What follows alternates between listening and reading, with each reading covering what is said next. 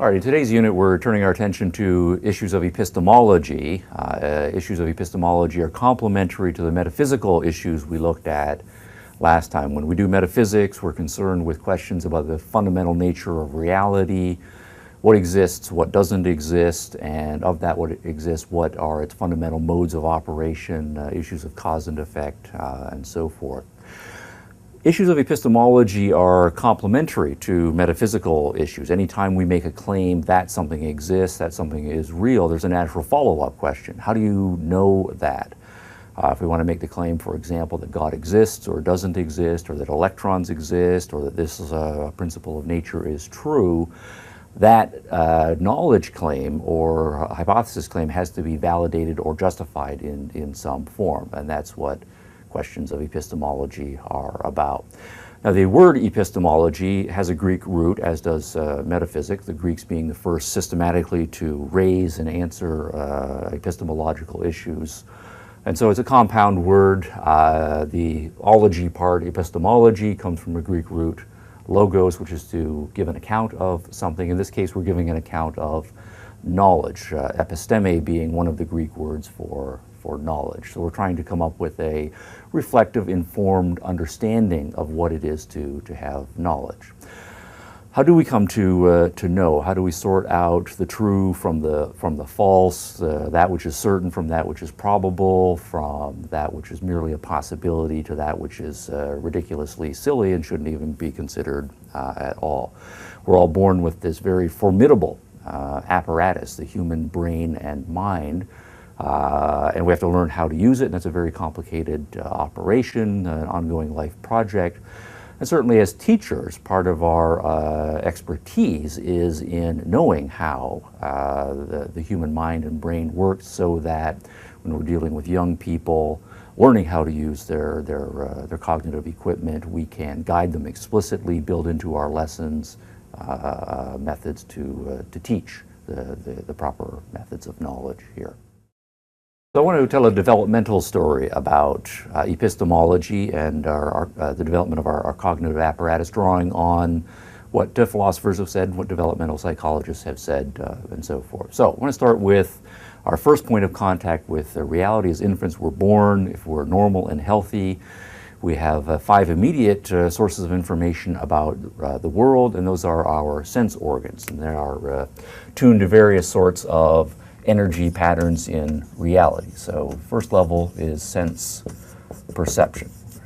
Our eyes are sensitive to structures of light information. Our ears are sensitive to sound structures. Our noses and taste buds are sensitive to chemical compositions in the world. And our sense of touch is sensitive to heat and pressures and so forth. So we have 5 modalities that give us immediately upon birth start impinging upon us to give us information about the world around us. Now, fairly quickly and automatically, as far as I know from my readings, sense perception works automatically, and our brains work to integrate our sensory information into an awareness of entities and actions and properties in the world, so that when items, for example, cross our visual fields, it's not simply disconnected color patches moving around in a random fashion, but rather those color sensations are integrated into an awareness of units. So, for example, you looking at me right now, I have a black shirt on and some gray pants, and the blackboard here is white, and I might be moving around, but nonetheless you see me as an integrated unit, as an entity. So I retain a certain identity perceptually as I move in front of the blackboard here. There are, of course, learned components here, and there are attention issues and focus issues that learn and can become more sophisticated. If we think, for example, of one of my favorite examples is going for a walk in the woods in the summer day. Everything is green and there are trees and you hear the birds. And once in a while, I'll hear a bird that's, according to my ears, is very close to me, and so I'll turn and I will scan and I'll try to pick out the bird. And I know that the bird is only like 6 feet away from me, according to what my ears are saying, but I can't quite see it yet, even though no doubt the light is reflecting off the bird from the sun and into my eyes.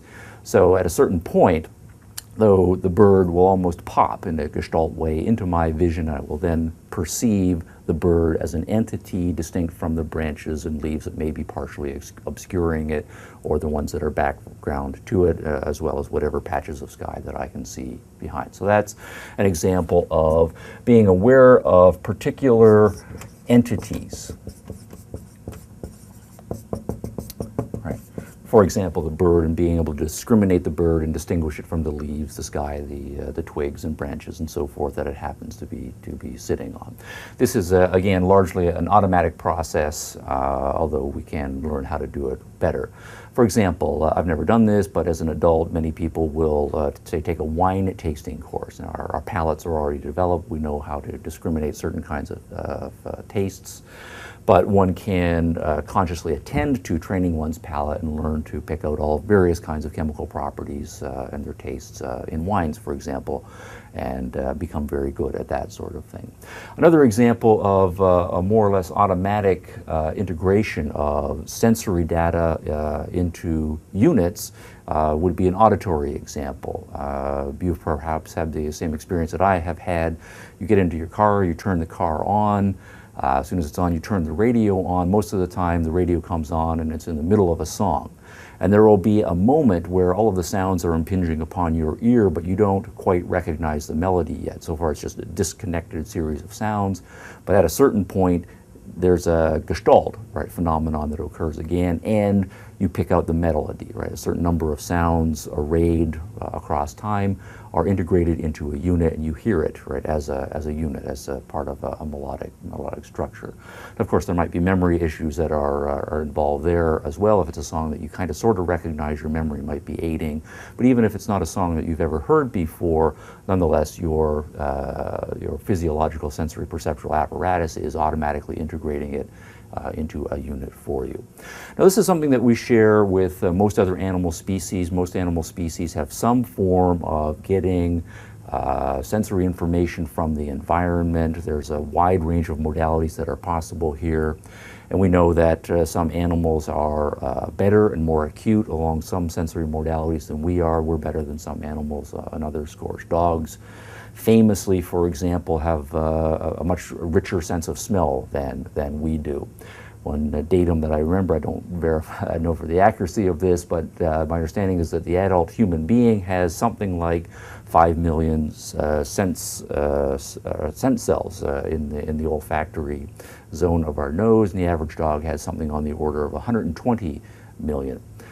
Bats are famous for their acute auditory range, hawks having 80-20 vision, whereas the normal human has 20-20 vision, and so forth. All right, so that's sense perception. It's a very rich and very powerful source of information about reality, and it's very important to us as human beings as a foundational part of our coming to know the world. Now, we go much beyond that, and our cognitive powers, while grounded in sense perception, come to be much richer. We also have the power to form what we call concepts, so we can engage in conceptions about the world. And what we do in this case here is we take particular entities, particular things, particular actions, properties, and so forth, and we group them into categories and assign a word or a label to them. So what we have here, for example, are abstract classifications. So, for example, with my eyes, if I have a number of people, say in my classroom, I can look at all of the individual human beings. I can see them all as particular entities. They all are slightly different sizes, slightly different shapes, slightly different colors. If I were close enough, slightly different smells. And I can then be aware of them sensorially as particular entities. But at the same time, I also have the ability to abstract from all of those particular differences and see them as members of a category, an abstract category. They're all human beings, and so I treat them according to that label, and I will assign, right, a word to it. This, as far as I know, and as far as we know, is the distinctively human mode of cognitive operation. There's lively debates, of course, among animal psychologists about whether animals also have the ability to form some rudimentary concepts. I don't want to pronounce on those debates as well. But as far as I know, the most gung-ho advocates of animal concepts are that animals can understand the world more abstractly and conceptually. They will at most make the claim that animals have a handful or at most a dozen or 24 possible concepts that they can form abstractly and retain. Whereas we know with respect to human beings, fairly quickly when our conceptual ability comes online, it's open-ended, and the average 2-year-old already has hundreds of concepts right at his or her disposal. And by the time we are adults, we have tens of thousands of concepts at our disposal. All right, I want to make a couple of points about the learned nature of concepts as opposed to the more or less automatic nature of sense perception here, and also the way in which concepts give us an amazing power to understand the world in a way that perception is limited here. First, on the learned point here, if you take, for example, the concept of dog. Right? So if a child is born in a household that has a dog or some dogs, one of their earliest words will be the word doggy. And I can remember my son, for example, when he was 7, 8, or 9 months or so, because we have a couple of dogs in the house, Dad picked up the word doggy. I thought he had the word doggy, but then I realized fairly quickly that he didn't quite have the word doggy, because when we would go for a drive, coming from our house into town, we would ride past a horse farm and there would be horses out in the field, and he would be pointing at the horses and saying doggy, right? And I would have to teach him, no, that's horse. Dogs are a little bit different. Clearly what he had initially taken was something on the order of a 4-legged animal, which is a more abstract and generic kind of animal. Or there can be a friendly rivalry between mothers and fathers over whether the kid's first word is going to be mama or dada. Dads usually win that one because dada is apparently easier for kids to form the words in their mouth than mama is. And so dads will be very pleased and proud that the kid has figured out dada. Yeah, that's me, I'm dada, and encourage the kid to learn that word. But in some cases, there are lots of reports of then the kid going out with the parents somewhere, and there'll be some guy in the supermarket or wherever, and the kid will say dada, pointing to the man, and their parents are very quick to unteach that application of the word dada. That's not dada, that's just some guy, or that's man, or that's male, and dada refers to this particular individual with whom you have a special relationship. So, first point here is that these are learned. Okay, and as we go through life, we can continue to learn them. We group them into more abstract categories. We parse them out into finer-grained categories until we have a very rich conceptual classification scheme in our minds that we carry around as adults and hopefully can use fairly effectively. All right, that's the learned point here. An issue of the power of concepts. There's a very famous set of experiments to illustrate the power of concepts having to do with a series of crows that, imagine this is a kind of a meadowy area here, and the ornithologists who were studying the birds knew that the crows would congregate here in the evening, and on either side of this there were some woods. So drawing some trees over here, we've got some woods. And there's a path that comes out of the woods here, there's the meadow, crosses the meadow, and then it comes over here. And then over here, near the edge of the woods, there is a little hut that was constructed with a doorway in it. And so, started to do some experiments here. We had the experimenters over here. What they did was they would send a human being out of the woods here toward the meadow. Naturally, the crows would see the human being approaching. They would be startled and alerted. They would take off. They would fly up into the trees. The person would then cross the meadow and go into the hut and stay there for a little while. Then after a while, the human would leave. The crows then would see that it's safe. They would come back and resume their crow activities, whatever those are, in the meadow here. Next round of the experiment, we take 2 people. They approach the meadow. The crows see them, fly up into the trees. 2 people go into the hut here, stay a little while. After a while, 1 person leaves and goes back here. The crows, however, stay up in the trees because they know there's still 1 person in the hut, and so it's not then, in their judgment, safe for them to come down.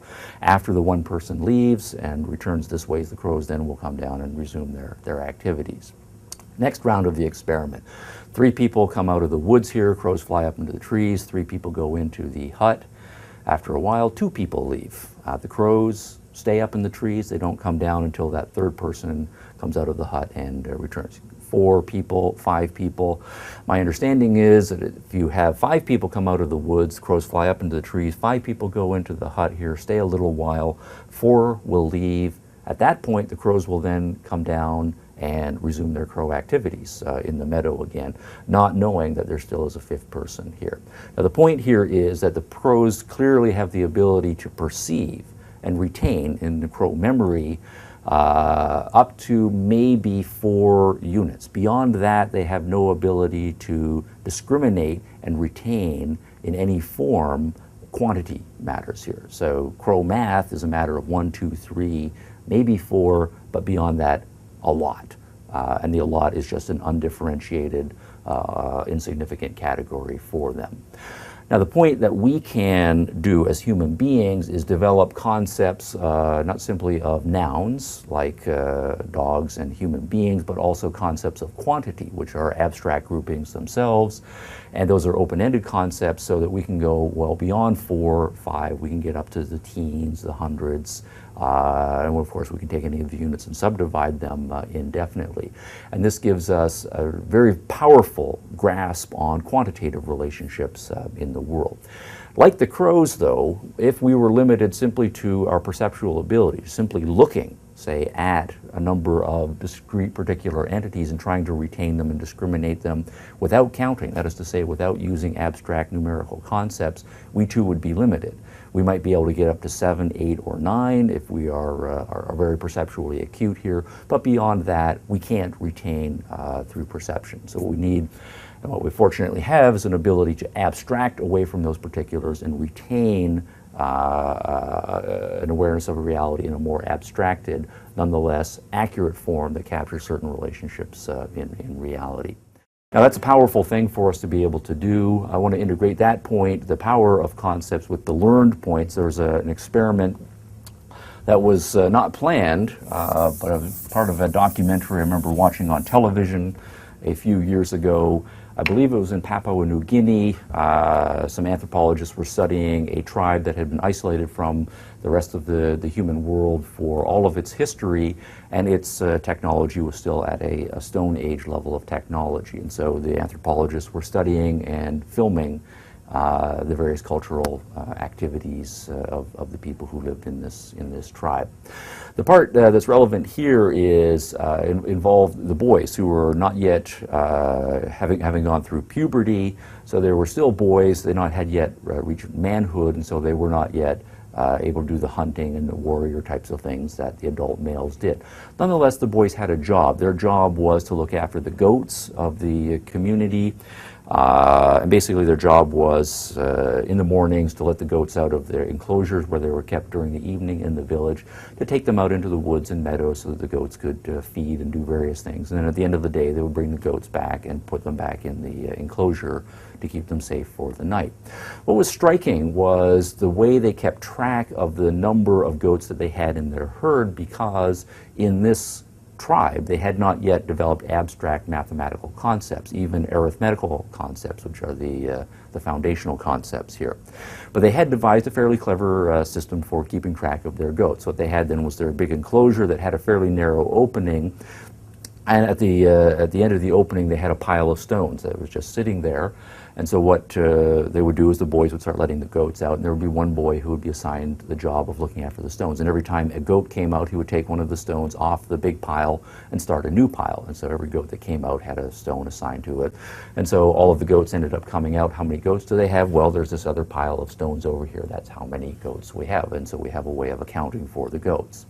So they would go off for the day, and then at the end of the day when they came back to do the accounting, every time a goat went back into the enclosure, a boy would take a stone off the new pile that had been made that morning and put it back on the main pile. If all of the stones then, when the goats are all back, are gone, we've got all of the goats. If there are stones left over, then we know that we've lost some goats somewhere.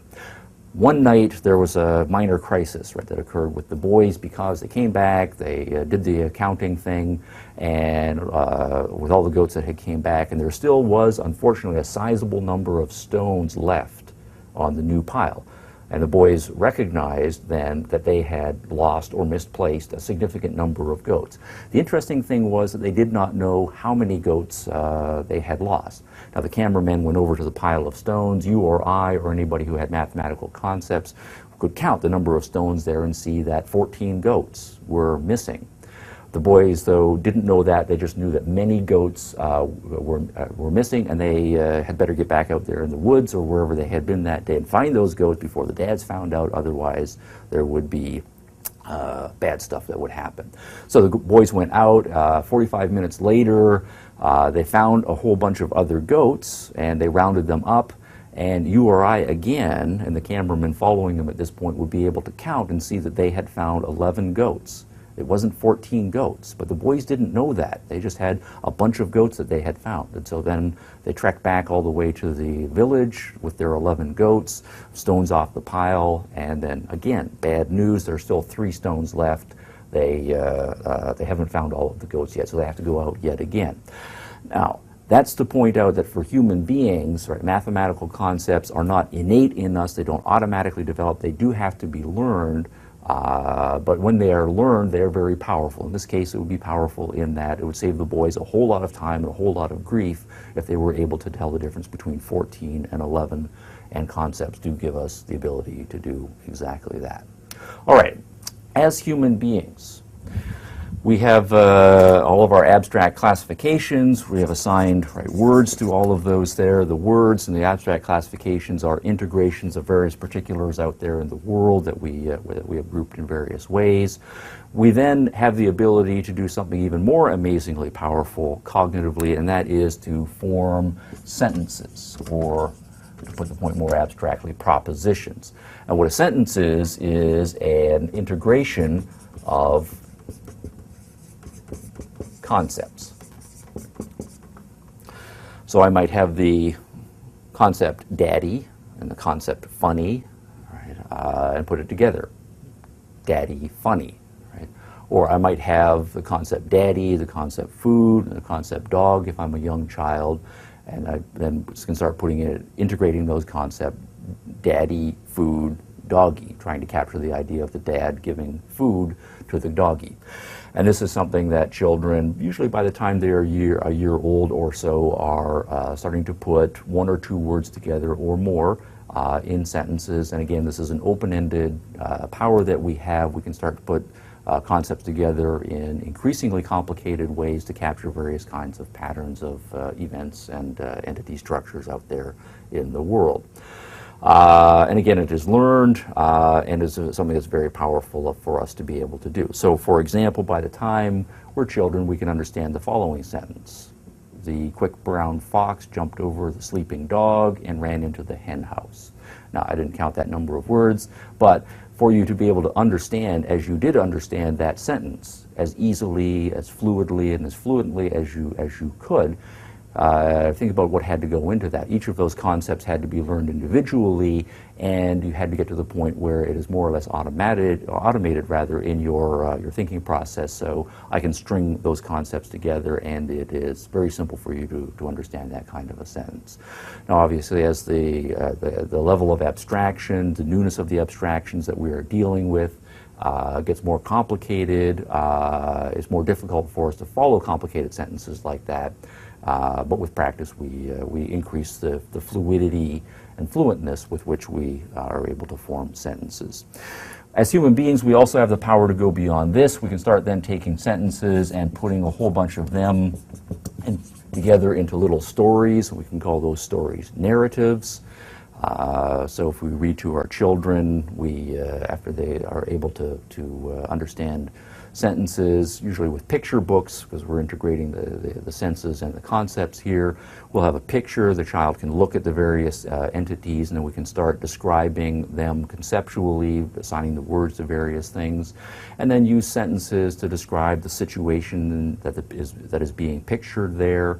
And then over the course of several pages, the different descriptions get integrated into a narrative, and the child then can follow a whole series of sentences and understand how they all relate to each other and see them as a unit. So this is then an integration, right, of sentences. A little story. And again, this is open-ended and powerful. At a certain point, the child can move beyond picture books and understand abstract narratives in their own right. The length of the narratives can increase from being a few pages maybe to being whole chapters. The child makes a transition from the books that we read to younger children to various kinds of chapter books, and then on to novels, on to trilogies, on to the ability to follow the whole story arc, say, of a television series as it develops over the course of several months. We also have a related capacity here to the formation of narratives, and that is to form theories. Theories also are, right, integrations of sentences or propositions about the world, but what they involve are more complicated states of affairs, and a whole number of sentences are required to describe all of the elements of that state of affairs in a way that is integrated and consistent. For example, I think a second grade example, a child comes home from school and has a picture that she has drawn that is of the precipitation cycle, and she may have drawn, say, a lake down at the bottom of the page and say there's water in the lake. She may have drawn the sun right up in the sky and the sun's rays shining down on the lake, and then there's a sentence that says the sun shines on the lake. Then there might be evaporation waves, right, going up toward the sky, and she has written the sentence, the heat from the sun evaporates the water, which rises. And then at the top of the page again, we may have some clouds. The water evaporation condenses into clouds. And then a picture, say, of some rain then coming down. The rain falls out of the clouds. And then we might have some trees over here. The rain falls into the trees, and then it's collected and eventually ends up back in the lake again. All right, so that's a precipitation cycle, and there are, say, 6 elements in it that we can describe perceptually here. We know the words for all of the elements of it. We describe all of the particular sentences, but we put them all together in a little theory here, our theory of how the precipitation cycle works. Now again, this is a very powerful thing for us to be able to do to understand complicated states of affairs in the world, and it's open-ended. We can start with fairly simple theories such as the weather cycle or the precipitation cycle, expand that to an entire weather cycle, to an entire ecosystem, to an entire planet, to an entire solar system, and so forth. And in all of the other areas of human investigation, we have this open-ended power to have increasingly complicated, abstract, and more general theoretical understandings of the way the world works. All right, so let me tidy this up a little bit here. All right, we have perceptions, which are integrations of sensory data that are coming in, concepts where we group the particulars that we're aware of into abstract classifications, sentences in which we integrate particular concepts into various complicated structures that describe particular states of affairs, and then narratives and theories, which integrate a whole bunch of sentences into more complicated abstract structures here. Now, question, what does this have to do with education? Lots.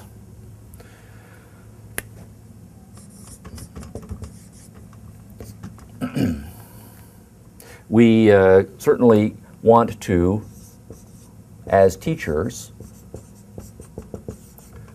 teach our students how to use their senses, how to use them well to be careful observers in a whole array of circumstances.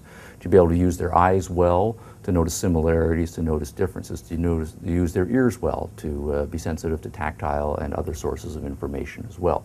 So in our curriculum, as a methodological issue, when we're teaching students various things that we want them to know, we also want to teach them how they can come to know those things. And so we build into our lessons observation skills and so forth. We want them to be able to do conception well. And so we teach them various kinds of classification skills, how to organize things in conceptual structures, perhaps hierarchical trees, and then on the basis of that, we're wanting to be very precise to form definitions, right, that accurately locate a particular concept in our classification structure. So if I say, for example, say I'm a kid who has several hundred concepts kicking around, that a human being is an animal, right? That is partially defining, but that is placing human beings, that concept, in a broader classification scheme, and that's an important step toward defining it. So how do we place all of our concepts precisely in various classification schemes so that we can find our way around fluidly, and as new concepts arise and new phenomena arise, we know how to fit them into our pre-existing classification scheme. The science and art of being able to take concepts and put them together into well-formed sentences, and to be able to do that powerfully and sophisticated in a way that meaningfully communicates and captures information about the world, that is the science of grammar. The ability to take sentences and put them into narrative structures that communicate clearly and powerfully and effectively. That is the study of rhetoric. And to be able to take propositions and sentences and narratives and the whole apparatus here and put it into explanatory accounts of the way the world works in a way that is consistent with all of the data, doesn't leave any of the data out. That is the study of logic, broadly conceived here. All right, so these are the abilities that we have. These are the skill sets that we then need to teach. And as educators, the epistemological mission is for us to build in age developmentally appropriate ways, the methodological issues so that students, as they're going through the educational process, learn how to do all of these things, do all of them independently, do all of them efficiently, so that by the time they are adults, they are proficient in all of these areas and then can be independent learners, figuring out the things that they need to know, verifying the things that they've learned from other people for themselves, and then hopefully contributing to the stock of human knowledge. So now I want to turn to a couple of case examples to concretize what I've described fairly abstractly here as the process of human cognition, from its roots in observation with sense perception on through concept formation, the ability to form sentences, to narratives and theories. I want to use two examples, more extended examples, one from the history of science, one from the history of literature, to give a range of examples to show this method in practice here. First, I want to turn to the case of Ignaz Semmelweis. Semmelweis, one of the great heroes in the history of medicine, Hungarian-born, came to the University of Vienna Medical Hospital for his training and stayed on as a physician, Vienna then being one of the leading centers of medical research. Worked in the maternity wards as part of his duties there. In the maternity ward at the University of Vienna, actually there were two of them. There was a first division and a second division. Part of his job involved dealing with women who had just given birth recently. And in the course of his activities, kind of a hunch came to him, or a feeling that came to him, that there was something amiss in the first division, that women in the first division were dying much more frequently and at a higher rate than women who had recently given birth but who were housed in the second division there. Now the point here is initially that Semmelweis, as a practicing medical doctor, is of course going around doing lots of observation, right? He has his patients, and so he examines them and he notices various sorts of things. He has a memory system, and so he's remembering various sorts of things, but he's not yet functioning necessarily as a scientist. He's not embarked in a process of trying to figure out new stuff or to solve a particular problem here. But nonetheless, an idea comes to him that maybe there is something that is worth investigating here. And what he then has to do is figure out and bring to his consciousness what the issue is. And so he has a sentence formation, something like the following, where he says, it seems that women in the first division are dying at a higher rate than women in the second division. All right, and the symptoms, the women were dying and were puerperal fever, which was then a fairly common a set of symptoms that had a high mortality rate, but it seemed to Semmelweis that more women in the first division were dying of that than in the second division there. Now, this is already some fairly sophisticated cognitive work that's going on, to be able to understand all of these concepts, to string them together in a meaningful sentence and to know what that means. We have a spatial division that's going on here, first division versus second division. We're talking about women who have recently given birth, women who have certain observable symptoms that we've classified as puerperal fever, and we have a fairly complicated mathematical concept here. A rate, right? A death rate, which is you take your population, the total population, the number who die, and you do a division operation there. So there's already a lot captured in the concept of a rate here. Now, at this point then, Semmelweis becomes not simply a practicing physician, but an investigator, a scientific investigator, because he wants to know, is this true? It's an initial hunch, or it's an initial feeling, or it's an initial impression, or initial thought that came to his mind, but he doesn't yet know that it is true. All right, so the question then is this a true proposition or not? So what Semmelweis then does is he goes to the university's, the hospital's records, and he does some counting and some math. With fairly good records here, and he organizes the records in a way that's going to bear on the question that he has in mind here. So he has a question about the first division, and then there's the second division. I'll keep my thing parallel here. And he counts by time. I believe the first year was 1844. So here we have a spatial division. Here we have a time dimension. So we have space and time put into a classification scheme. All of the observational data then gets fit into that. In the first division, what was the population of women who were lodged there in 1844? There's a certain number there. He counts that up. What number of those women died of puerperal fever? We count that number up. We do the mathematics, and we have an X, right, a number that goes in here. We do the same thing for the second division. What was the population in the second division?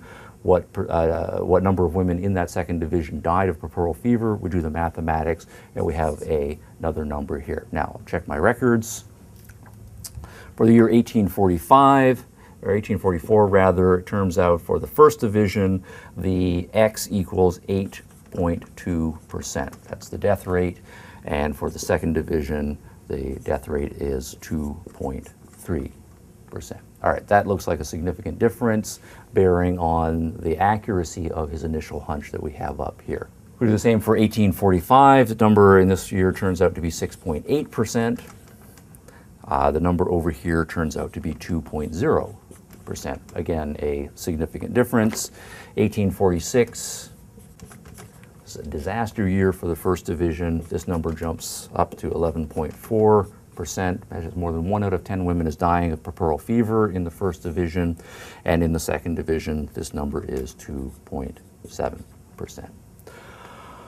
All right, so what we then have is this sentence, which we can now treat as a hypothesis. Is this hypothesis true? Semmelweis's question is, how would I determine whether that hypothesis is true or not?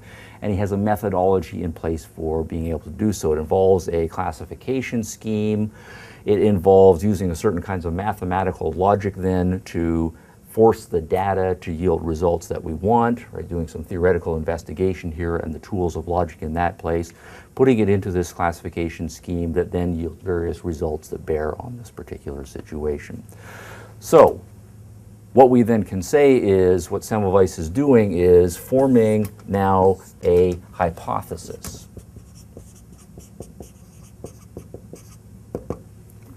The women are dying at a higher rate in the first division than they are in the second division. If that hypothesis is true, then I can make a certain prediction. And the prediction is that the hospital records, when analyzed in a certain kind of way, will show that the death rate is in fact higher in the first division than in the second division. We're then in a position to analyze the results, and we can see, yes, consistently the women are dying at a higher rate, a significantly higher rate in the first division compared to the second division. And so what we then have is the prediction that turns out to be true. So we make an inference, a logical inference, and that is that the hypothesis is confirmed. Right? We have data that supports positively our initial hypothesis. That was initially just a hunch here. Okay, now science kicks in for Semmelweis in a fairly serious way. If it is true that women are in fact dying in the first division at a much higher rate in the second division, this requires explanation, and so we want to figure out why it is true. So we're entering into new territory, uncharted territory, and Semmelweis then needs to use the full power of his cognitive abilities to try to figure out this important piece of knowledge here. Okay, what he does then as a scientist is he then starts to form a number of explanatory hypotheses. What explains the higher death rate in the first division and in the second division? A couple of fairly weak hypotheses that he burns through fairly quickly. One of the early thoughts he had was that perhaps women were contracting epidemic or were susceptible to various epidemics that were more general in Vienna, and then they were coming into the hospital bringing the germs, or actually they didn't know about germs, I can't use that word yet, this is the 1840s, but bringing whatever it was into the hospital, and that combined with the rigors of childbirth was causing them to die of puerperal fever. He fairly quickly discounted that, because if that hypothesis is true, then there's a prediction that follows from that. That is to say that there really shouldn't be any difference between the first division and the second division if women in equal numbers are bringing the problem in from the streets of Vienna by being exposed to an epidemic. So that, as a hypothesis, is no good because it doesn't explain the data, which is that there is a significantly different death rate in the two divisions here. So he starts to then focus on ways in which the first division may be different than the second division. One of the things that he does notice is that the first division is attached to the teaching part of the University of Vienna hospital system. And what that means is that the professors, who are also practicing physicians, would be bringing their students along with them as they did their rounds. And as part of the students' training, they would have students handling the women who had recently been given birth. This was not true of the second division. So one of the hypotheses then is, we'll call this hypothesis number one, or hypothesis two, since we've gotten rid of the epidemic example here, we'll say that it is rough handling. Okay? Maybe it's the rough handling by the students. If we put that in the form of an official sentence, we would say the cause of the higher death rate in the first division is that only in the first division, women who have recently given birth are handled occasionally by students who handle them more roughly, and the rough handling causes the women to be more susceptible to puerperal fever. Okay, that's a very complicated proposition, but we'll summarize that just and call that by the rough handling hypothesis. Now, if the hypothesis is true, how would we figure out that it is true? And if it is false, how would we figure out that it is false? So what Semmelweis does is devise an experiment that can be done that would yield a certain result that bears directly on the truth of the hypothesis or not. All right, so Semmelweis then forms a prediction here that he is going to be in a position to test. So we'll call this prediction number 2. And the prediction is, if we don't allow students to handle women in the first division, only qualified physicians to handle the women, then both women in the first division and the second division will be receiving approximately the same treatment. And if the rough handling by the students was the cause, then the death rate in the first division should go down as a result of our eliminating those who are doing the rough handling.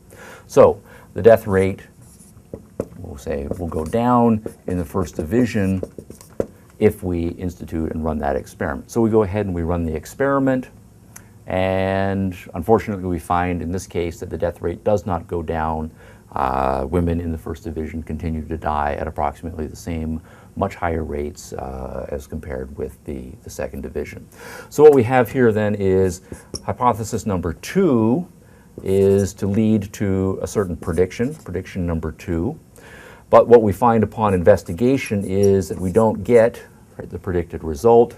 So we have a refutation here, and Semmelweis then draws the conclusion, which is to say, therefore, hypothesis number 2 is not true. And this is to use logic, denying the consequent, or modus tollens, as we call it in logic here.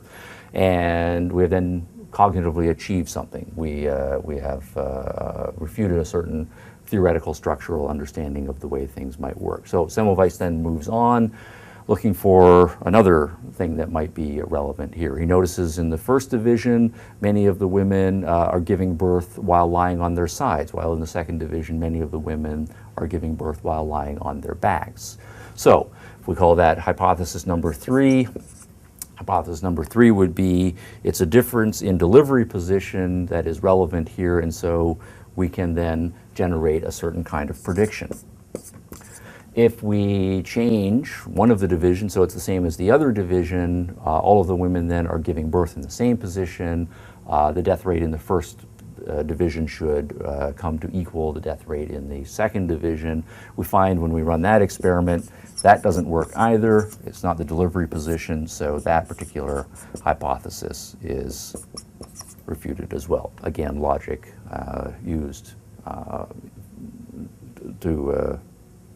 to refute a false claim here.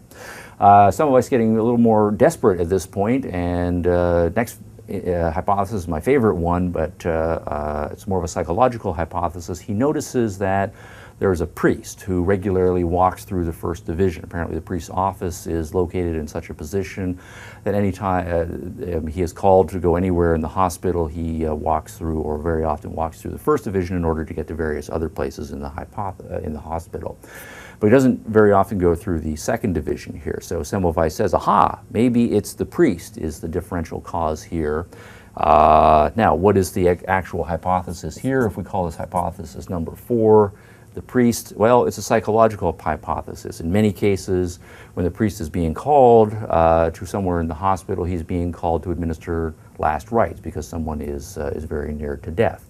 The women in the first division know that the priest then is going on to administer last rites, and someone is dying. And this is a depressing piece of news, and it's very difficult to handle psychologically. So Semmelweis hypothesizes that what's going on is that we have women who have undergone the physical trauma of giving birth, which is very difficult, particularly in the 19th century.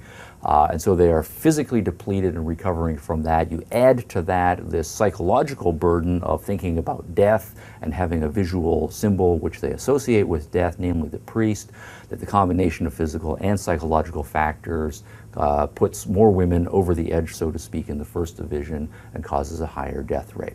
All right, so that's our hypothesis. Fascinating, a little bit desperate, we might think at this point here, but this is a desperate circumstance since so many women are dying here.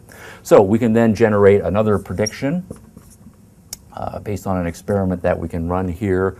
We go to the priest, we explain to the priest what the situation is, we ask the priest whether he would be willing to change his route, not go through the first division for a little while, take the longer way around to get to wherever he needs to get to in the hospital. Priest is a good guy, says, sure, I'll be happy to do so, and so for a while we run this particular experiment. The prediction then is if we take the priest out of the equation, the death rate in the first division will go down. Because all of the factors then that we know of will be equal in the two divisions. We run the experiment, and once again, unfortunately, we do not get the predicted results. Death rates in the first division remain as high as ever, so we can now conclude it's not the priest. Right? So we've refuted that particular hypothesis. And so we're back to square one. All right, so Semmelweis spins his wheels for a while, doesn't have an adequate hypothesis, considers a few other ones in passing that don't end up going anywhere until he has a lucky accident. It's a lucky accident for him, a lucky accident for him in his investigations here for the women who are dying of puerperal fever. Not so lucky for his colleague, Professor Kolechka.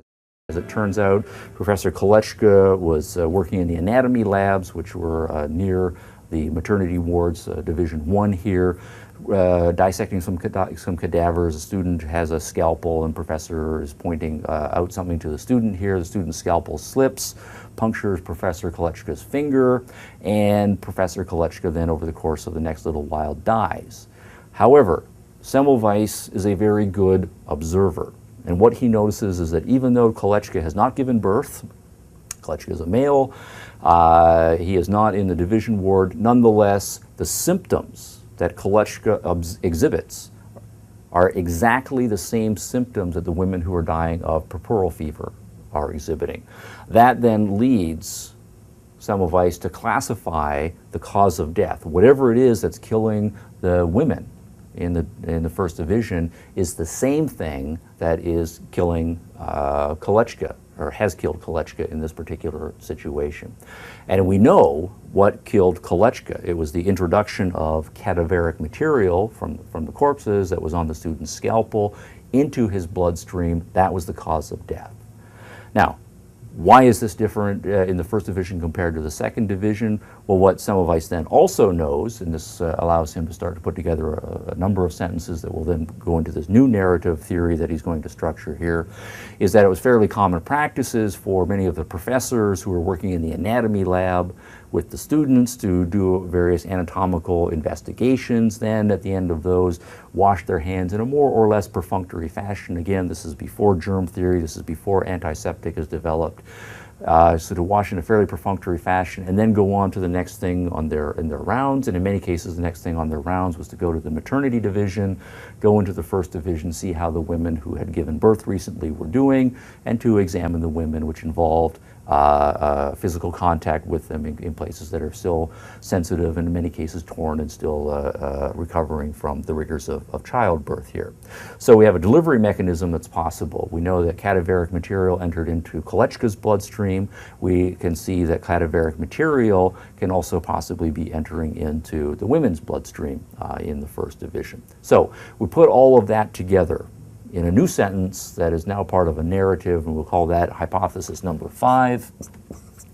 Hypothesis number 5 is that the introduction of cadaveric material into the bloodstream of the women in the first division is causing their death by puerperal fever. Now again, we can run an experiment that will yield some predicted results that will or will not bear upon the truth of this hypothesis here. Semmelweis, with a certain amount of resistance from the other physicians in the hospital, instituted a very rigorous cleansing regime after anybody handled corpses and before they went in to see the women to approach a much cleaner state.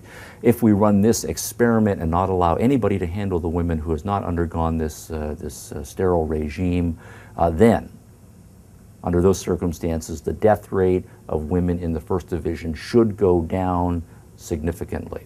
That's the prediction that we are hoping for. So we run that set of experiments, and it turns out that the death rate in the first division does go down significantly as a result of the new hygiene regime.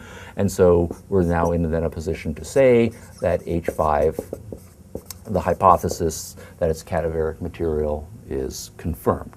Now, that's one round of experiments. We might want to run the experiments in various other ways to make sure that we're not missing out on anything, but eventually the hypothesis is confirmed, and what we have is a landmark discovery in the history of medicine that works with germ theory as it's to be developed shortly thereafter, and then various antiseptic measures that were developed shortly thereafter. But nonetheless, as a practical matter, as well as a theoretical matter, a problem is solved here. The large number of women who are very tragically dying shortly after giving birth, that problem can be significantly eliminated. And so what we found was after Semmelweis's new knowledge was taken into account, the death rate in the first division went down very significantly until it was virtually identical with the death rate in the second division here. Now the point, though, epistemologically, is this as a case example, and we've worked it through in some detail here, that it shows a very sophisticated interplay of all of these skills. For Semmelweis to be able to do what he did, to make that massive contribution to the stock of human knowledge, to move from that state of tragic ignorance where women are dying and nobody has a clue why they are dying, to a state of knowledge where we know why the women are dying, we know what to do about that, and so that women then, as a result, more often live and are then able to enjoy their lives, and their children don't have to grow up without their mother. That is an amazing cognitive achievement, and it's an amazing contribution to human values in this case here. It wouldn't have happened, though, if Semmelweis had not self-developed, and with no doubt the contribution of whatever his educational history was, the ability to observe, to classify, to form complex sentences, to form narratives, to do all of the stuff that goes into forming and analyzing and verifying, or in some cases refuting theories, very proficiently. And so this then sets a standard. If we want our students not only to enjoy the fruits of modern medicine, but be able to contribute, hopefully, to the development of modern medicine, these are the sorts of things that we want to be able to teach them so that they themselves can do them proficiently in whatever walk of life they go into. Okay, now I want to turn to an example from literature. I've got a selection from William Shakespeare from Romeo and Juliet. And this example will be complementary to the case from the history of science that we just looked at, the Semmelweis case at the University of Vienna Medical Hospital here. Now, the point here is to illustrate the general epistemological issues about human cognition and its developmental issues, as well as the complicated interplay of all of those developmental skills by the time we are mature adult learners here. As human beings, we need to observe the world well, to classify and conceptualize the world well, to be able to form complex sentences and propositions, and then to take all of that and integrate that into narratives and theories that understand the world. All right, so let me start here by reading you a short scene from Romeo and Juliet. This is from Act 2, Scene 2. In the earlier scene, Romeo has been hanging out with his two friends. He's a teenage boy in love with Juliet. You know the context of the story here, but the immediate background is that his two friends have, in the tradition of teenage boys the world over, been teasing him somewhat unmercifully about his falling in love with a girl, and at the same time Romeo is very serious about his love affair, and so he's decided he's going to go off, leave his friends, and see whether he can catch a glimpse of Juliet that evening before he has to head home himself. So, Scene 2 from Act 2, Romeo kind of over his shoulder, leaving his friends, saying to them, "He jests at scars that never felt a wound." And then Juliet appears at a window above him, and his whole demeanor and voice changes, right? "But soft. What light through yonder window breaks? It is the east, and Juliet is the sun. Arise, fair sun, and kill the envious moon, who is already sick and pale with grief, that thou her maid art more fair than she. Be not her maid, since she is envious, her vestal livery is but sick and green, and none but fools do wear it. Cast it off." All right, so I'm not a Shakespearean actor, but nonetheless, this is a powerful piece of prose, and what I want to do is use it as an illustration of the epistemological themes that I've been developing here, starting with the obvious point that for us to be able to understand, let alone appreciate, prose like this, a whole array of complicated cognitive skills have to be taught, learned, and automated. Starting from the fairly obvious point of observation, which is first on our list on the board here. Students need to be able to observe, in this case a sheet of paper, and to learn to attend to the difference between the black and the white, to learn that the black is what carries the information, in this case that the white of the pages is merely background. Further observational issues come into play in learning all of the particular letters, being able to observe very carefully, right, the differences of the shapes, in some cases very subtle differences in the shape, the difference between the H and the N, between the I and the J and so forth is somewhat subtle in many cases.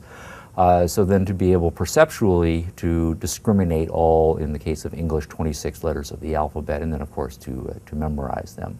Having learned, supposing we're learning things through the phonics method here, all of the individual letters, to then start classifying them to see how those particular letters are integrated into words that stand for abstract concepts. He, jests, at, scars, that, never, felt, wound. Right, so all of those individual words, right, are grouped there. Partly it's an observational issue here. It's not he jests and scurs, right? It's not all run together. There are spacing issues that we need to observe in the course of figuring out where the words break and the next word begins.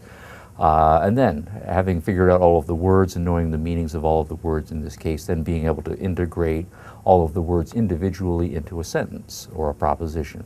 He jests at scars that never felt a wound, right? And to be able to understand that as an integrated unit, that's the propositional form. Then of course here, Shakespeare has a whole narrative structure. Here we have perhaps 8, 9, or 10 sentences in this little passage that I read to you here, to see it as having a beginning, a flow, and an end, to be able to integrate all of those sentences into a unit. That's this particular speech by Romeo, and to be able to understand it as a narrative structure here. Okay, all of that's fine. Complicated. It takes a long time to have a child cognitively developed enough to be able to do all of that. I picked this selection though because it adds a couple of levels of complexity here. One is obviously the Shakespearean language from our 21st perspective is historical language in some respects, and so some of it has an archaic feel to it, and so there's an issue of learning the historical meanings and the historical shadings, and being able to stretch our cognitive apparatus to the point of being able to understand concepts and formulations in a broader historical context here as well. But more significantly, I chose this passage rather because it involves a very sophisticated use of figurative language, and what I want to do is focus on the metaphor, in the central metaphor in this particular passage, and show again how it involves understanding the metaphor involves a complex interplay of all of the sophisticated cognitive apparatuses that hopefully we have developed by the time we are adult learners ourselves. The central metaphor in this case here is the Juliet is the sun metaphor. Romeo says Juliet is the sun. Obviously, if we take that simply literally, it's meaningless. So it's a figurative use of language, in this case, a metaphor. And so part of interpreting this passage and coming to understand it and then hopefully appreciate it is being able to be comfortable with metaphors as they come along, to be able to fairly fluidly and fluently figure out what they mean and see the way in which they add a richness to the narrative here. So, putting this in language that is evocative of the Semmelweis case study, if we were to ask the question, suppose we're in an educational context here, you're the teacher, I'm the student, and you've put the question to me now that I've read this passage to you in class. All right, Stephen, what exactly does this passage mean? You read the line, Juliet is the sun. What does that mean? So I think about it. Suppose then I think and I say, well, I believe that Juliet is the sun means, and here's my first hypothesis, my first interpretive hypothesis. The text is my data. How do I put the right interpretive framework on this?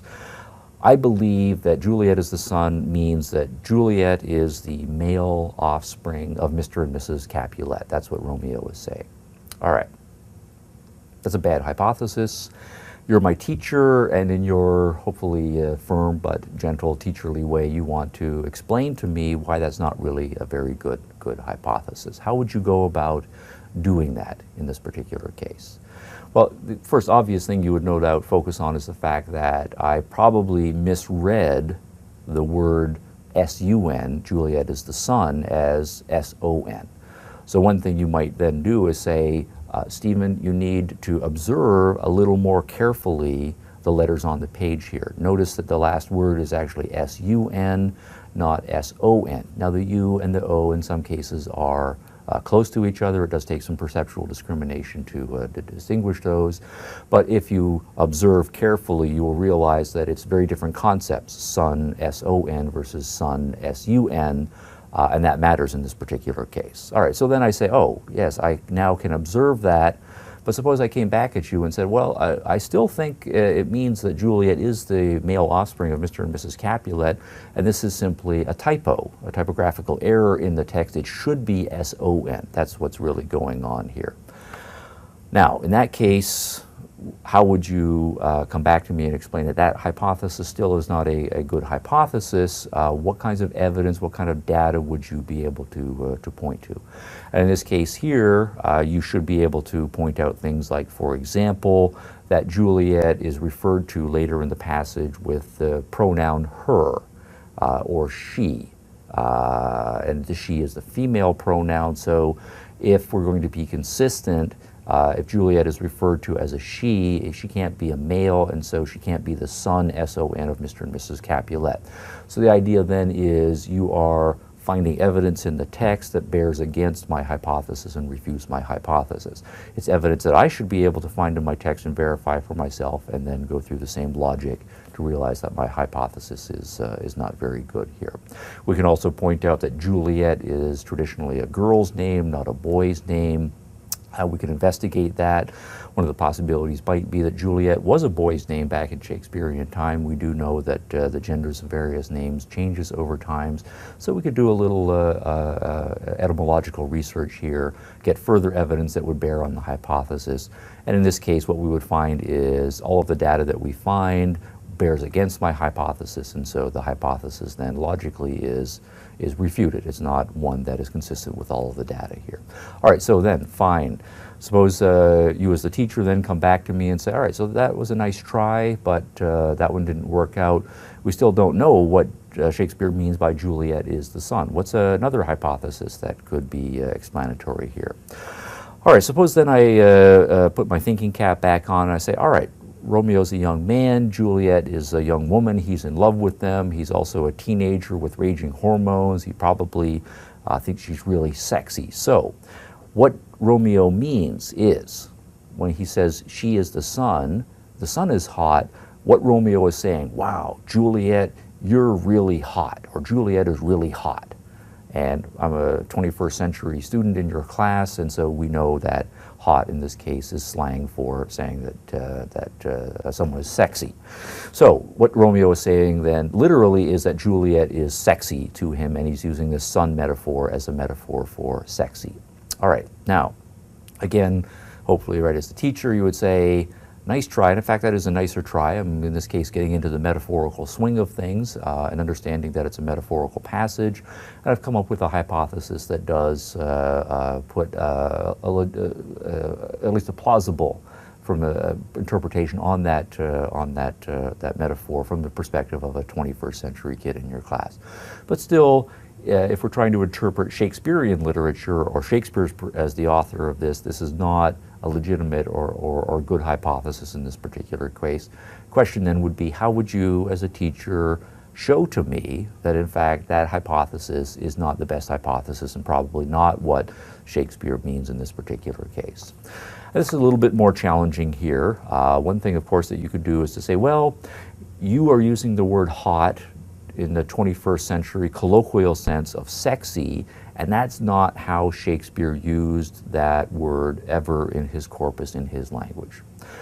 Now, I as a student would say, all right, fine, chances are good that you as the teacher know more about these things than I do, but suppose I challenged you on that. How would you demonstrate to me that in fact Shakespeare never did use the term hot in that particular way? And we might have to go to a Shakespearean concordance that lists all of the words that Shakespeare uses in all of the places in his corpus and all of the shades of meaning. So we go to the entry that says hot, and here's the way that Shakespeare used the word hot at various points. And we never find that he used it in the sense of being sexy, and so that would then be evidence that counts against my hypothesis. And then perhaps there are other things that we could do. All right, suppose then you put it back to me. Again, I've agreed with you that my second hypothesis really isn't that good a hypothesis. So we try again. Suppose I think about it and I say, all right, here's my new hypothesis, and actually this one I am fairly proud of. I made it up myself. I made up the other two, but those are just to make an educational point here. So I, as your student, come up with this hypothesis. Well, the sun is a strong source of light, and light makes possible life, color, and warmth. So what Romeo is saying by calling her the sun is that she inspires in him the emotional correlates of life, color, and warmth. Right? So the sun is a metaphor then for the emotional life that she brings to him, the color that she brings to his life, and the warmth. Right? Certainly there would be an erotic component to that. He feels heated up, right, so to speak, in her presence. All right, that's great. It's then to take a metaphor and see three aspects to the metaphor, which is a very complicated metaphor as well. But again, how would we show that this metaphor is or is not a good interpretation of the text here? We have to go back to the text. In this case, we would then say, well, if it is true that by the sun metaphor, one of the things Shakespeare wants us to make a connection to is life, that Romeo is saying Juliet makes him feel more alive, then we should find some other language in the passage that picks up the life issues here. And when we look, we do indeed find lots of language about life in contrast to death. For example, Romeo says to kill the envious mood, killing being the opposite of living.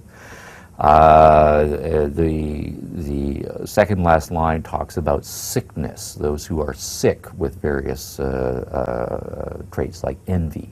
Sickness is something that is taking one away from the direction of life. So we can say, yeah, there's evidence that supports Shakespeare through Romeo is playing around with language of life and death, and the sun is central in the metaphor in making life possible. There's also issues of color. We can then say Romeo is saying the world seems more vibrantly colorful and richer in its colors as a result of Juliet's being in his life here.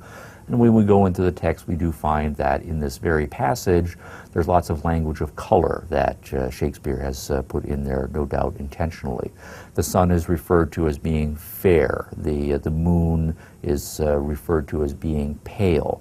The person who is envious is referred to as being green, right, and so forth. So there's lots of color language that is built into the passage, and that echoes and no doubt reinforces the sun metaphor.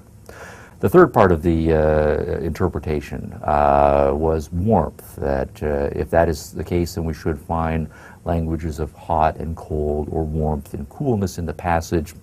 Now in this case, if I'm honest, when I read through the passage, I don't see anything that's directly hot, cold, cool, or warm language here. So we could then say, well, I'm overstepping or overinterpreting the metaphor by adding this third element here.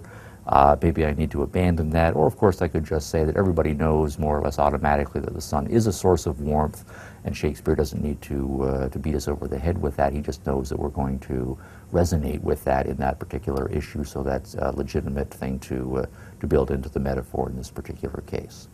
Now, the point here, though, is as working through of the epistemological points in this case of literature, For us to be able to understand the passage, observation skills are required, classification skills are required, being able to understand the sentences, being able to put them together in a narrative flow, and then to be able to do some fairly sophisticated interpretative techniques that involve an interplay of observation, prediction, logical analysis, and so on.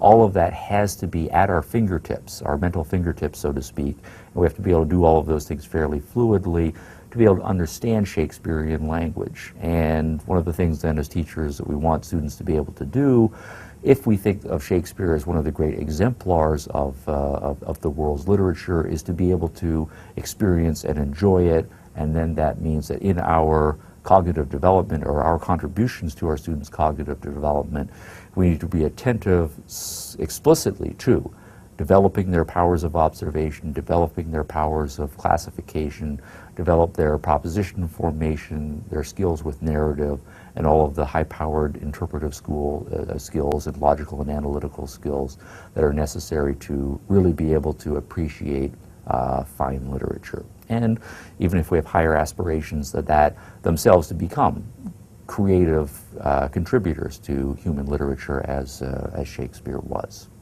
Okay. That's the example of Romeo and Juliet, which I selected as an example from literature. I want to juxtapose that now to the case of Semmelweis from the history of medicine to make a point, a more general point about reason and our cognitive apparatus here. Our capacity as human beings to engage in sophisticated reasoning abilities is based in our ability to observe the world, with our sensory perceptual capabilities, and then on the basis of that to do the concept formation, the sentence formation, the narrative formation, and the theory formation in a sophisticated capacity. Our ability to do so, all of those capacities being integrated in what we call our ability to do reason, is a universal trait. And the point that the interpretive point that I'm making now is that whether we're doing literature or we are doing science, it is the same general traits of reason that we are using. In the Semmelweis case, we did careful observation, classification, and so forth. In the Romeo and Juliet case, the literature case, we did careful observation, classification, and so forth.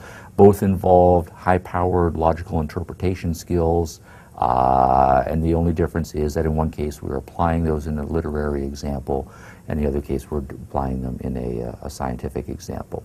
Now, I'm making a bit of heavy weather about that because one of the peculiarities of our educational and cultural context is that there is a viewpoint out there that I think is a faulty viewpoint that sabotages children's cognitive development, and that is a rigorous compartmentalization. And that is the idea that if, for example, your mindset is such that you are an artsy person or a person that's attracted to the humanities, that your mindset and your cognitive skills are very different from the mindset and cognitive skills of people who are attracted into the science. So if we think of our stereotypical artistic type personality, that person might be excellent in the arts but has no scientific ability or appreciation of science, even in its rudimentary form, and we're supposed to be fine with that. And then on the other side of that same stereotype, if you are a person who is of a scientific mindset and you're very interested in scientific questions, that we don't expect you to be able to understand or even appreciate things that are going on in the arts and the humanities, so to speak.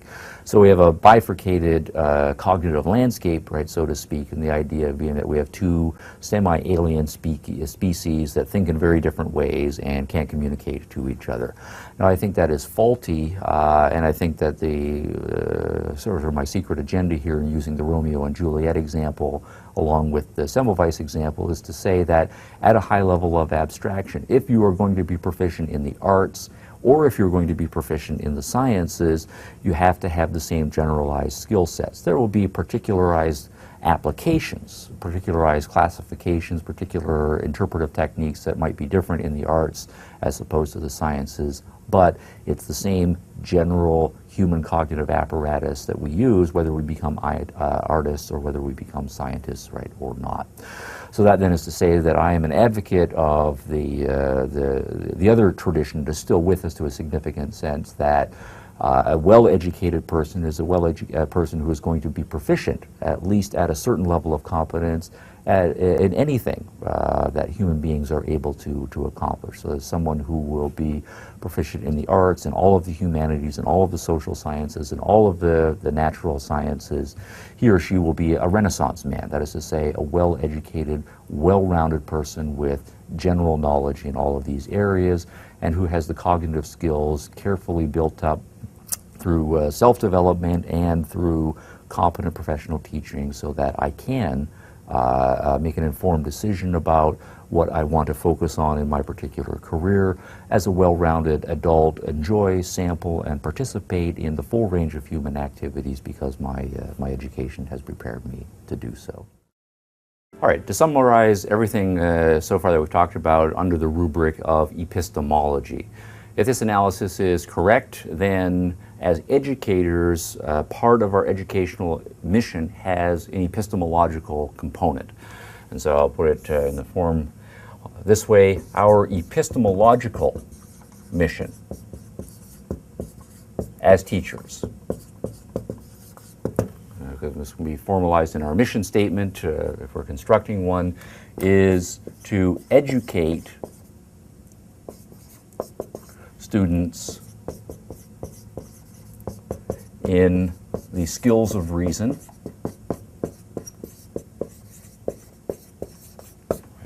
by which we mean careful observation skills, classification and definition,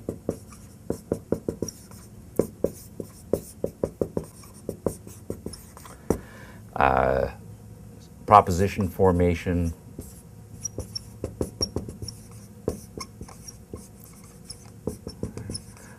grammar, then logic and rhetoric.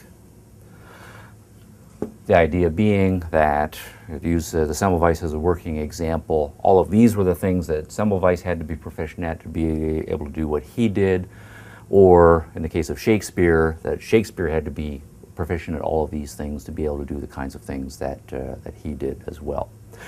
And then also, as we use Semmelweis and Shakespeare as working examples here, that as well as teaching all of these particular skills, that there are various epistemological virtues, right, that go along with that. A certain openness to new data, to new ideas, and so forth. Certainly Semmelweis, for his ability to go through the number of hypotheses that he did, he had to be open to new data, and initially to recognize that there was a problem, he had to be open to having that idea come to him that there was something that needed to be attended to here. There has to be a certain creativity necessary. Obviously, in the Shakespearean example, a creativity in being able to play with around with language in a sophisticated way to develop the poetic lines that he did. Semmelweis in coming up increasingly with hypotheses to explain the data.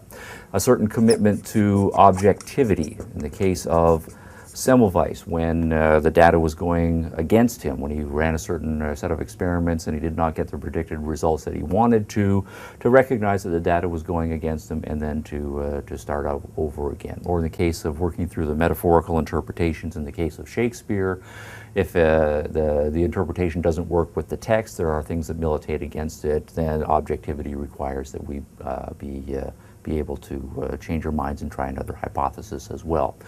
To be able to take failure and criticism, right, and not to give up, and to as a result of that to persevere.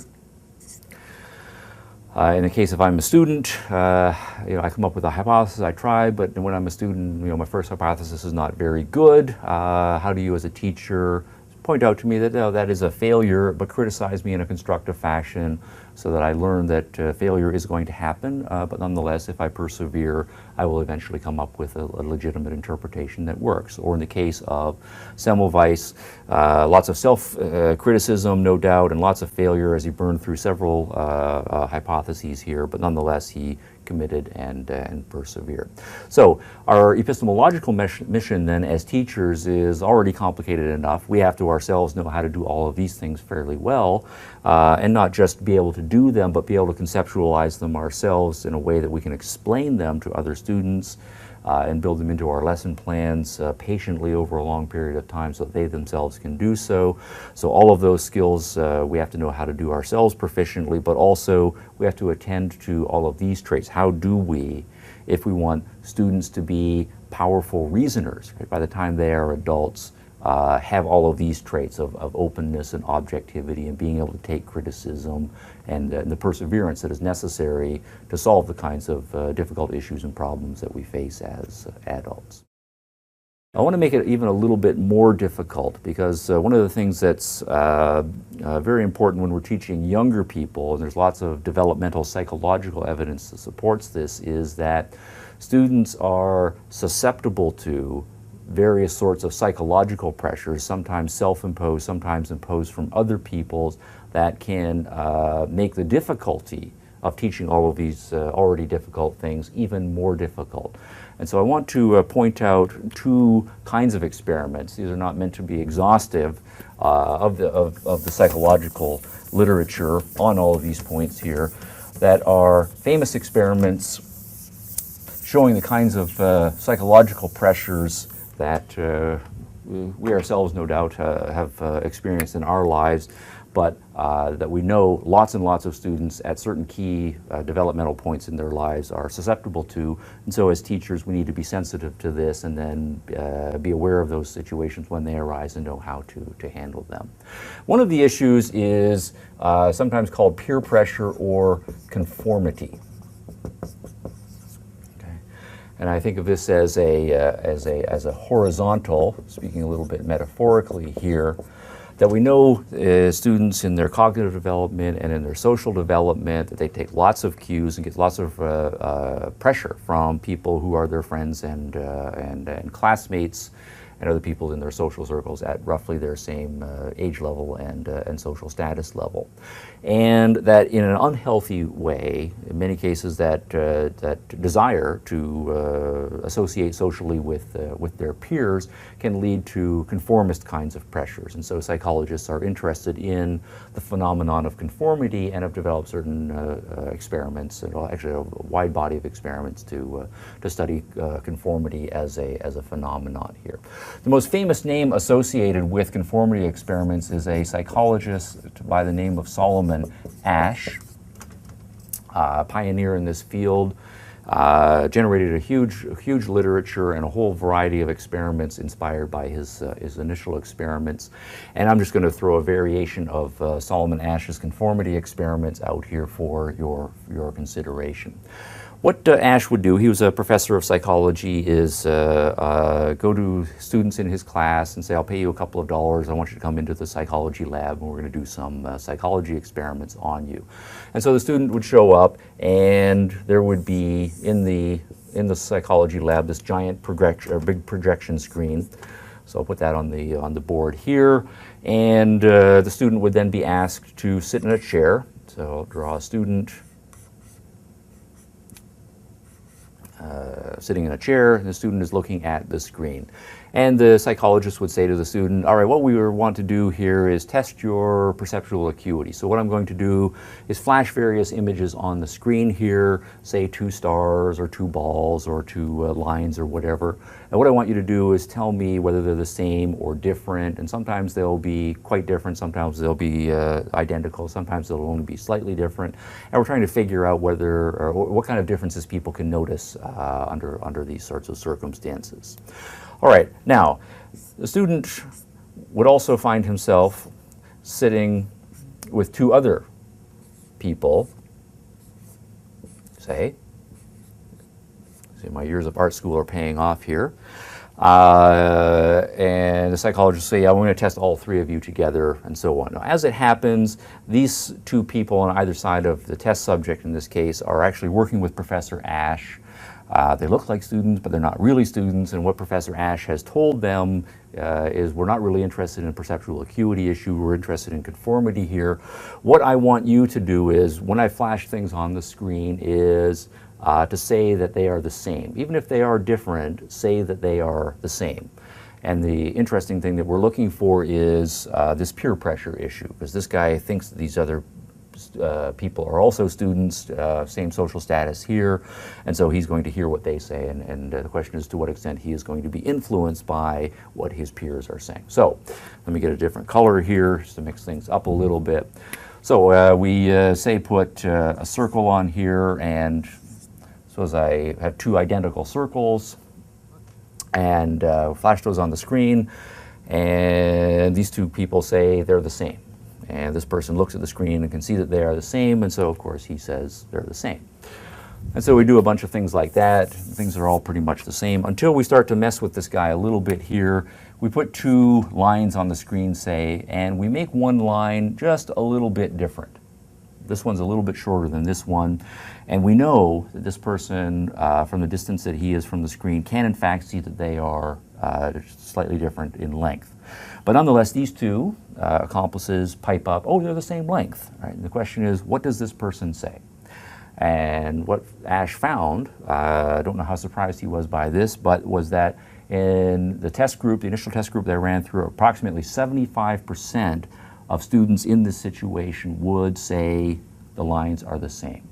Now we know that the student can see that the lines are different, but nonetheless the student is saying what the student does not think is true, saying something deliberately false, that they're different, and the only reason that he or she could be saying this is that it's a peer pressure. He heard these two people say that they're different, and so he, at least publicly, overrides what he thinks is true in order to go along with the crowd.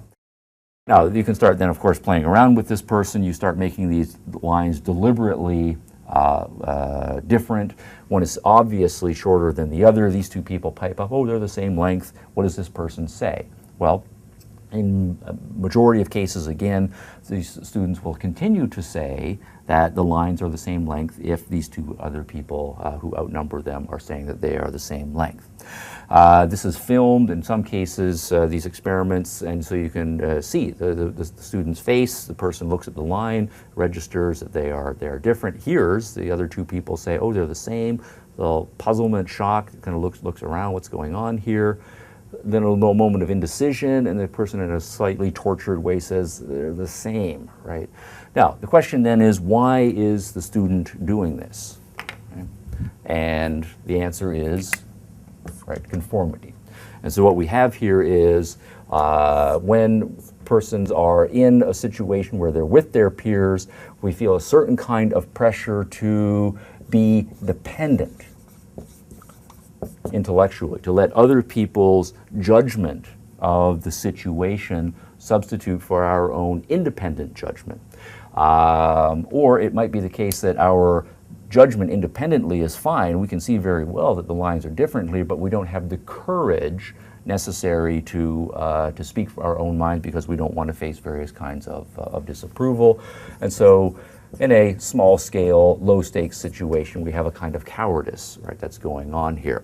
Now what this then means for the psychologists is lots of things, and psychologists have done all sorts of variations on these experiments here with different kinds of test groups and so forth. Our purpose here is education. If these psychological results are legitimate, and there's lots of data to show that they do pose a challenge for us as educators, because one of the things that we have to factor in is our knowledge that our students, like any average student here, is subject to various sorts of pressures, will feel various sorts of temptations under, right, circumstances of peer pressure and among their peers to be more dependent in their thinking and not not be courageous enough, right, so to speak. So then to flip this around, our question is, if our goal is to have students focused on the truth, to know the truth, to be able to assess the circumstance and recognize the truth for what it is, and to be able to speak the truth, right, when appropriately, one of the things that we're going to have to teach them how to do is how to, in their own thinking, to be independent, right, not to substitute the judgment of other people's, particularly in cases where the judgment of other people is different than their own, and where appropriate, to exhibit the necessary courage. It does take courage to, in the face of being outnumbered by other people or in a large crowd of people, to say what you think is true, particularly in cases where you know that there are other people who disagree, right, with that assessment of truth. So, in addition to teaching all of the regular skills of observation, classification, logic, and rhetoric, and so forth, in addition to teaching the skills of perseverance and objectivity and open-mindedness and creativity as teachers, part of our epistemological mission is to cultivate the appropriate independence of judgment and to cultivate the appropriate courage, right, in our students. In some cases that might be a fragile reed, how to strengthen that in a way so that by the time the person is an adult or close to it, the person is a fully mature, independent, and courageous thinker appropriately.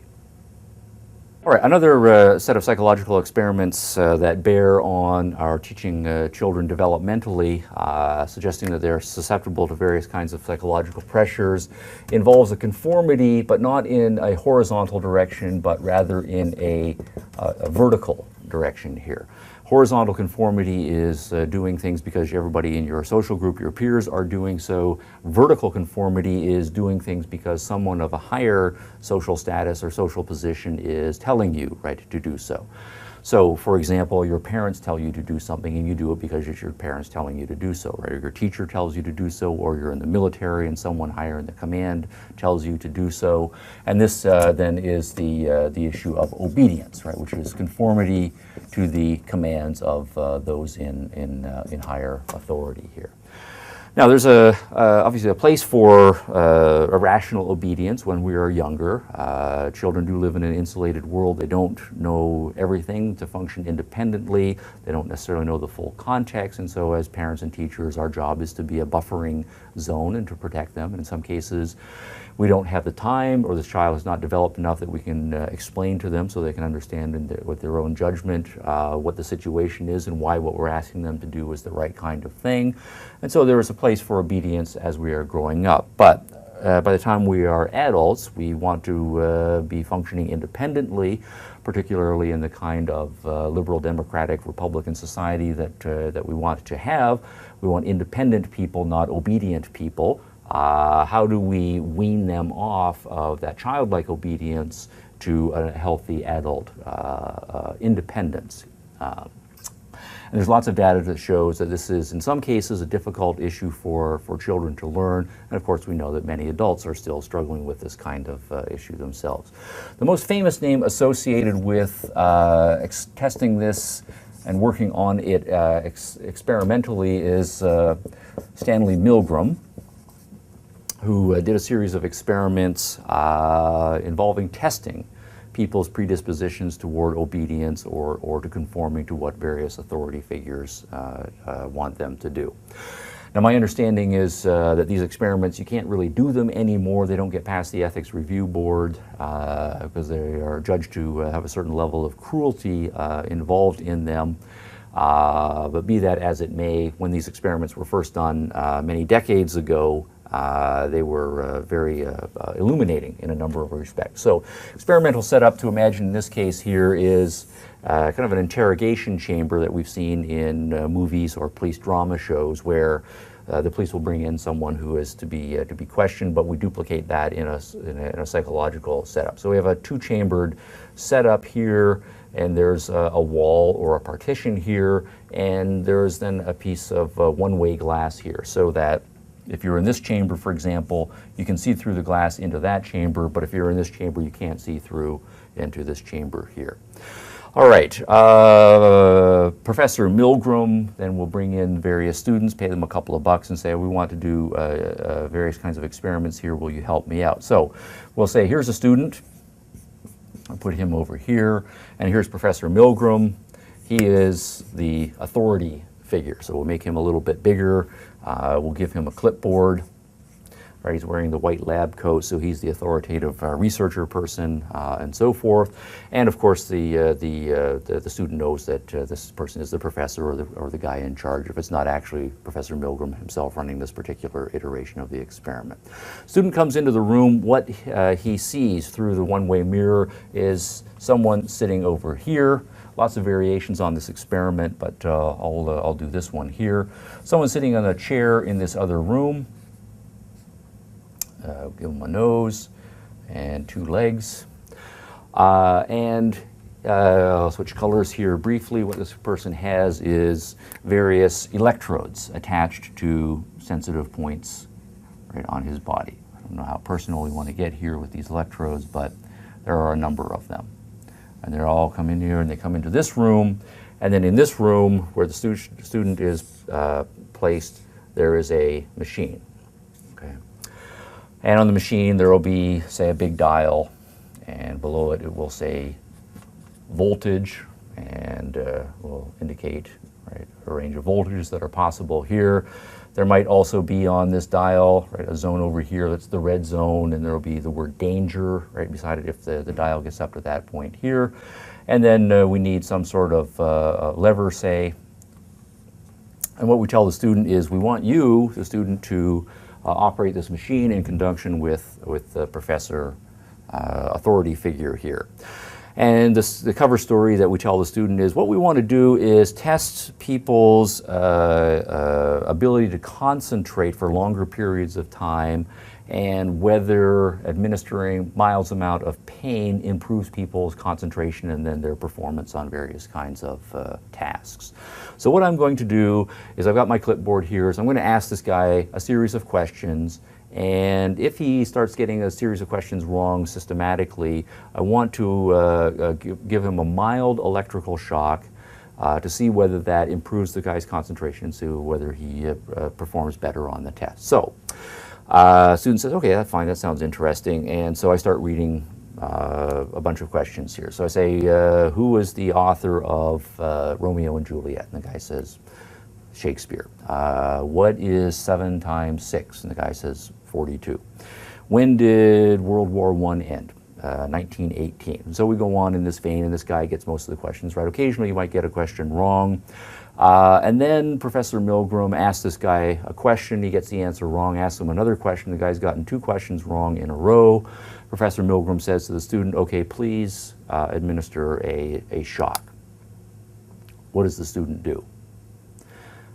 Vast majority of students in this circumstance, experimental setup, will turn the machine on, administer a shock to this person. Now, as it happens, this person is not really hooked up to this machine. This person is an actor hired by Professor Milgram, working with Professor Milgram to simulate being in pain when shocks are delivered to him, and at prearranged times the person is intentionally going to give wrong answers 2 or 3 times in a row. And what we're really interested in is, what will this student do when he is asked to deliberately inflict pain on another human being because an authority figure told him to do so. And the initial data seems to be, and there's lots of experiments done that back this up, is that most students, most of the time in the early stages, will go right ahead and administer an electrical shock, or what they think is an electrical shock, to that test subject over there. Now, the next variations on the experiment then are to say, okay, this guy then gets the shock, his performance improves, he gets a whole bunch of right answers for the next little while, but then at a prearranged time he gets another answer wrong, he gets another answer wrong, he gets another answer wrong. Professor Milgram then says, well, I think what I want to do is I want to turn the voltage up a little bit here to see whether just a slightly higher amount of pain will improve his performance here. And so this guy then gets another question wrong. Professor Milgram says, please zap him. All right, he didn't say zap them, but you get the idea. Students, again, majority of them, okay, fine, zap them. Now in this case, the voltage is supposed to be higher, so this guy might whimper a little bit or yelp, right, a little bit. We carry on running the experiment, turning the voltage up right on occasion. This person might start crying. This person might start saying, please stop, I'm in great discomfort, or I don't want to continue. And there still are a significant, or still is rather a significant minority of students who will continue to administer shock even when this person is in obvious distress, and so on. Our interesting experiments, a little bit darker. And one of the fascinations was that when these experiments were first done, it was not too much after World War II, when many of the Nazi war criminals were on trial, and we know all the horrific things that many of the Nazi did to various people in concentration camps. And the big question on everyone's mind was, how could human beings do this sort of thing to other human beings? And in many cases, the Nazi war criminals were not particularly high-ranking. They would be ordinary low-level or middle-level functionaries, and their defense was as well, I was just following orders. I was just doing what I was told to do. And so one of the fascinating parallels then is, well, if ordinary American kids under controlled circumstances are willing to do similar things, then how do we interpret the Nazis, and what does this say about the human condition? And that's the question. What is it about the human psychology, what's going on in these cases here, such that these students are willing to do this sort of circumstance? If you had taken them out of this circumstance, you just approached them at the mall and said, hey, do you think that if someone doesn't know who the author of Moby Dick is, that person should be punished by having electrical current run through their body? They're going to say, of course not, that's sick, I would never do anything like that. But put them in this experimental setup, and the vast majority of them will do exactly that. And so the reason seems to be that they are being obedient. And in this case, obedience involves for them a suspension of their own judgment. Right? One reading of this is to say, well, I'm just a student here, here's the authority figure here. In this circumstance, I don't need to think for myself. I can just depend on the authority figure to do my thinking for me. Or it might, of course, be that, I'm uneasy with this, and some of them, students did seem to exhibit some stress over this sort of circumstance, but I'm still going to head and do so. And again, it's a kind of cowardice. I don't want to have to challenge the authority figure. And of course, challenging authority figures, when authority figures are doing things that you think are wrong or asking you to do things that are wrong, that's a difficult thing to do. That does take a certain amount of courage.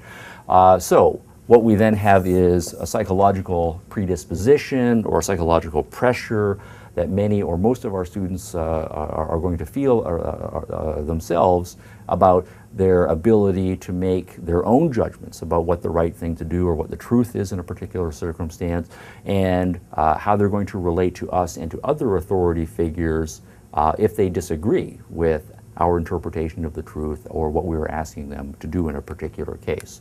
So once again, the implication for us as teachers is, if we don't want to raise students who make a habit of dependence of this and cowardice, we want them to have the opposite traits. Yes, when they are younger, they are dependent upon us for all sorts of things, but we want them to grow out of that and to become fully independent, particularly cognitively independent. How do we cultivate that independence, given that we know that they are going to be susceptible to inappropriate kinds of dependence because they may have been encouraged to be obedient, right, in various ways. And if we don't want them to be cowards, right, intellectually speaking, we want them to have the courage to speak their own mind, to draw their own lines, to say no when they think it's appropriate to say no. How do we, even when we are the authority figures, cultivate in them and encourage, right, the courage for them to speak their own minds, to challenge us, hopefully rather in a civil and productive fashion, so that they learn that it's fine for them to develop their own independence and their own courage. All right, so summing up then, our epistemological task, right, as teachers is very complicated, right? We have a very complicated mind. It takes a lot of effort over a long period of time to learn how to use it, to learn how to use it well, to learn how to use it at an adult level, and hopefully at a proficient, right, adult level. lots of skills that we need to be able to parse out, attend to, and fold explicitly into our lesson plans over the course of a whole academic year, and have those integrated with the whole rest of the student's educational program. And at the same time, various traits of thinking, virtues of training, of thinking, as I have been calling them. The perseverance, the commitment to objectivity, the creativity, and the independence and courage that is absolutely necessary for us to have proficient adult thinkers. That's our epistemological task and our mission as educators. All right, one of the themes of this course is that everything is controversial. Certainly everything in our generation in philosophy is controversial, and everything in education is controversial, and there's a big connection between those two. The way I have been presenting everything so far in this unit on epistemology is centered around the importance of reason. I have made the development of human reason central to our development as human beings, to develop into a mature, knowing beings, and therefore I made the educational mission, reason central to that the central epistemological mission of us as teachers is to develop the rational capacity of our students to the point where they can be mature reasoners as adults. This is very controversial, and one way to approach the controversy is to say that that way of thinking about reason, that way of thinking about epistemology, is a very modern way of thinking about knowledge. It's a very science-friendly way of thinking about knowledge. It's a very naturalistic way of thinking about knowledge as well. If you go back 500 years ago, there was nothing significant that we would recognize as science going on. Science as a mature institution is very new on the historical time scale. Only in the last few centuries have the sciences matured into the branches and disciplines and subdisciplines that we know of now, with their very formidable cognitive tools set to exploring the nature of the universe here.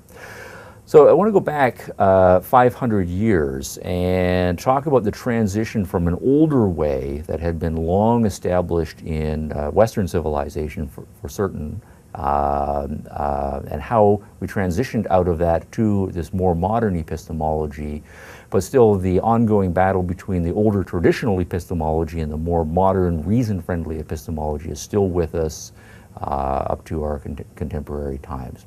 Now, back 500 years ago, I mentioned science was perhaps in its infancy. You can see the rudiments or the foundations of certain kinds of scientific investigations being done. And in physiology, in anatomy, mathematics is being revived. There's an interest in physics, how things work on the Earth.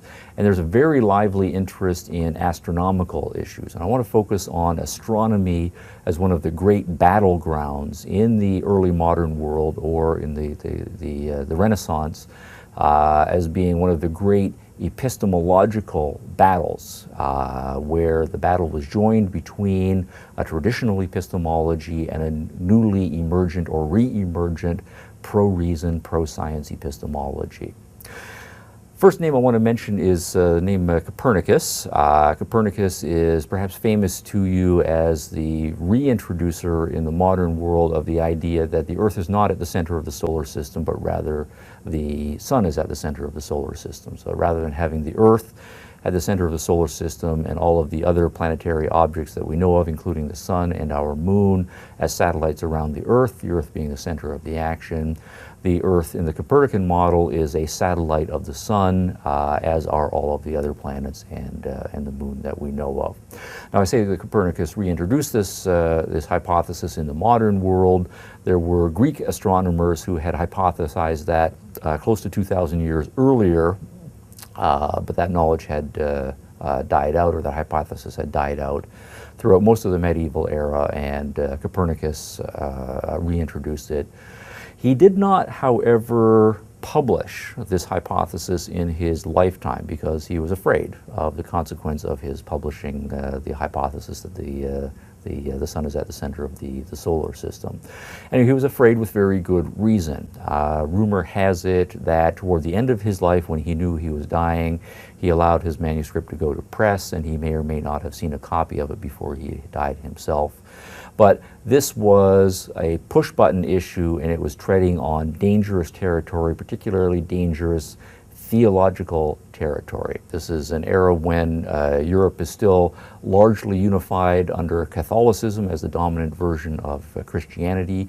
Copernicus died in 1543. The Protestant Reformation is breaking out in various centers around Europe, and so the Catholic Church is feeling the pressure theologically from the Protestants, and of course there are lots of political issues and economic issues that are wrapped up in this great separation that was going on in the early part of the 1500s.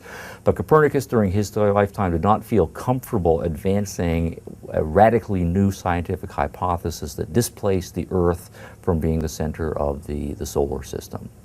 Now, why, we might ask, does it really matter to anybody theologically whether the geocentric model, Earth-centered, or heliocentered model is true or not? Why should there be theological heavy weather made of any of this? Well, there was. And one of the great lessons of the importance of this issue was driven home in the case of Giordano Bruno. Giordano Bruno was a former Dominican monk, decided that his views were not orthodox enough, left that calling, became a philosopher and scientific, very brilliant man, very fiery, very argumentative, and he was one of the early scientists and thinkers to sign on to the Copernican model, as it came to be called, the idea being that the sun is at the center of the solar system and all of the other planets revolve around it in circles. He was arrested by the Inquisition in 1592, brought to Rome and imprisoned. Over the course of the next 7 years, he was prosecuted for heresy. He was found guilty and then executed by burning at the stake in 1600.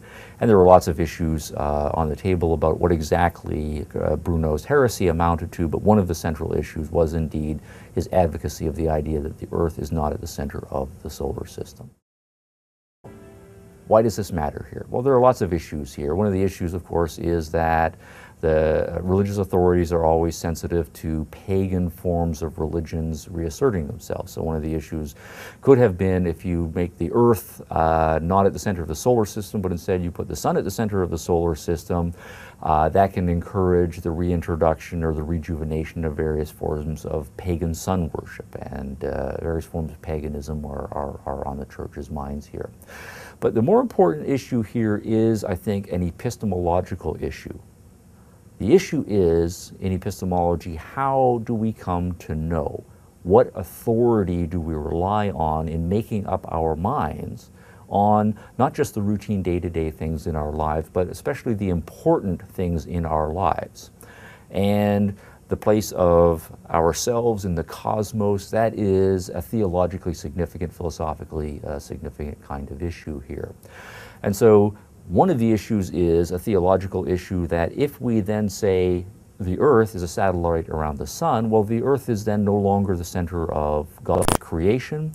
The Earth is no longer the center of God's plans for the universe, and it sounds theologically suspect to say that God would create things in such a way that displaces human beings, God's greatest creations, from being at the center of his plans for wherever the universe are. It sounds a little odd to say that he would put them on a putty planet 93 million miles out from the center of the action, which is now the sun. But also, from the church's perspective, the authority of the church and the authority of Scripture, the Bible, is at stake epistemologically here by the Copernican challenge, because for centuries the official position signed on by the church hierarchy, including the various popes themselves, had been that the Earth was at the center of God's creation and that all of the other planets and the sun revolved around the Earth. The Scripture and the Bible is itself, the authority of Scripture is at stake because there are various passages in the Bible that one can interpret in support of a geocentric model. For example, Joshua is storming the gates of Jericho. He needs more time for his plan to work, and so he asks God for a miracle, and God delivers a miracle. He causes the sun to stand still in the sky, so there's more daylight for Jericho's plan to work. But if the sun is caused by God in this miraculous circumstance to stand still, the implication is that ordinarily the sun is the thing that is moving. And so you have a passage right there in Scripture that seems to indicate so. But if then the church is wrong about this, if Scripture is wrong about this, and not only that, church and Scripture have been wrong about this for a very long time and have not noticed their own error, and these pesky new generation scientists are coming along and saying, here we have this new way of looking at things, this is how we figure out important truths, and our new important truths about the structure of the cosmos are in conflict with Scripture and the church, then we have a battle over epistemological authority, and the church feels threatened. If the church is wrong about this particular issue, if Scripture is wrong about this particular issue, then that, of course, is the thin edge of the wedge or the slippery slope or whatever metaphor we want to use here. If they're wrong on that, then what else are they wrong on? And then if people start saying, well, then we have to start picking and choosing which passages in Scripture we're going to accept as true and which ones we're going to dismiss as falsehoods or interpret metaphorically, then we're starting to talk like, from the Catholic perspective, those damn Protestants who do exactly that sort of thing, who say that they can come up with their own interpretations of Scripture. And so the church is then feeling beleaguered. It's got an epistemological challenge from the Protestants about biblical interpretation, and it has an epistemological challenge coming from the scientists, these astronomers who want to, using their data and their methods, propose a new hypothesis based on those new methods that are very different from the authoritative tradition as captured in divine revelation captured in Scripture, signed on by the church for many centuries. Therefore, the church decides that it has to make an example of people like Giordano Bruno to send a signal to the wider scientific community not to tread in these theologically fraught waters. Leave it alone. Now, I want to switch the story here to the next chapter, which involves Galileo Galilei, perhaps the most famous of all scientists in this early modern era. At this point here, an Italian scientist, a brilliant man. In 1600, when Giordano Bruno is executed by burning at the stake, Galileo is approaching middle age. He's a respected scientist, has a number of discoveries to his own name, had been working a great deal in terrestrial mechanics, working on issues of gravity, the experiments at the Leaning Tower of Pisa, whether balls of different masses fall at the same rate or not. Working out laws of gravitation and so forth. Galileo was responsible for that to a high degree of precision, as well as various mathematical contributions. Now, he had stayed away from astronomical issues, in part because he was interested in other issues, but also because he was very aware of the dangers of entering into those matters, as the execution of Giordano Bruno made amply evident to him. But come the 1609 or so, Galileo's attention turns to astronomical issues more systematically. In part, this was spurred by his having heard of a new invention that he'd heard from some travelers coming down from the north, that the Flemish or the Dutch had invented a telescope. That if you take two pieces of glass and grind them and polish them in a certain way, and put them between a long tube, and you point them out to things that are far away, those things that are far away look a whole lot closer. So Galileo was intrigued by this. He was quite handy and skilled, ended up making his own telescope that was very powerful. My understanding, it was more powerful than any of the telescopes that had been made up until that point. And so he made presents of telescopes to various influential figures in Venice and so forth. There are commercial applications to the use of telescopes. But also Galileo then started looking at various astronomical bodies, starting in 1609. And in 1610, he published his notebooks recording his observations of what he saw, looking at the moon, looking at new stars that people had never seen before, and looking more closely. If you think, prior to Galileo's discovering of the moons of Jupiter, how many objects are known to be in the heavens? The number is 7. There's the sun, there's Mercury, there's Venus, there's Earth, there's the Earth's moon, there's Mars, and there is Jupiter. That's 7. And then you think about the number 7, but you don't think of it in modern scientific context. You think of the number 7 in a theological context. 7 is a theologically significant number. Now, if you think about it, the number of days of creation in the story of Genesis is 7. The number of days of the week correspondingly is 7. How many deadly sins are there? There are 7. Here's my favorite. If you look at God's greatest creation, man, and you count the number of orifices in the human head, 7. 2 eyes, 2 ears, 2 nostrils, and a mouth. It adds up to 7. So clearly, God works in 7. And so on something that's important to creation as the solar system, it makes theological sense and should be a matter of theological necessity that, of course, there are 7 objects in the solar system. So we can dismiss Galileo's claim that there are more than 7 objects in the solar system. But notice what's going on here is that we have a collision of methods, a collision of 2 very different epistemologies about how we should go about figuring out what to believe, what we know, what the truth is about the way the world is structured. One method, the new method that is being urged by Copernicus, Giordano Bruno, Galileo, and the other hypothesis is the way that we come to know things is by observation. We look at the world, we organize the data in various sorts of classification schemes, and then we go on to do that very sophisticated process of forming hypotheses, testing them, and using high-powered analytical methods that test the hypotheses against the observational data to see which ones best capture the observational data. The traditional epistemology that is being urged and used here said that we do not figure out important truths by that method. The method we use is appeal to revelation as recorded in Scripture, as interpreted by the authoritative body of specially trained church elders over the course of centuries. That's how we come to know the most important truths. When those 2 different epistemologies methodologically applied yield different results, then we have a collision and something has to give here. Now, 1610, when Galileo publishes his astronomical observations based on the use of his new telescope, he realizes that he's getting into some hot water. He agrees that he's going to back off from things. He does not want to run afoul of the Inquisition. The church also, in 1616, just a few years later, publishes an official codex condemning the Copernican hypothesis, making it a sin punishable by very severe penalties, to argue that the sun is not a satellite of the earth, right, so to speak. And so Galileo stays out of these theologically difficult waters for a while. Something occurs, though, shortly thereafter that causes Galileo to change his mind. One of those things is the election of Urban VIII as a pope. Urban VIII is someone whom Galileo knew.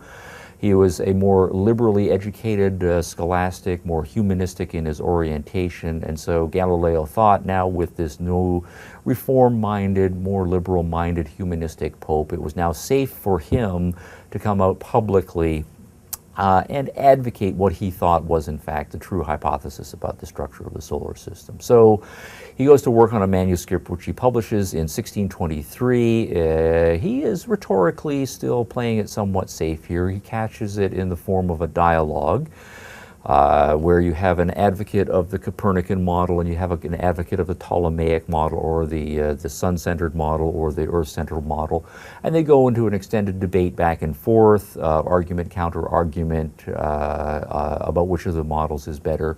But if you read carefully toward the end of the dialogue, you get the strong sense that the geocentric model is losing and it's the heliocentric model that is, in fact, the one that the author of the dialogue, Galileo, is in favor of.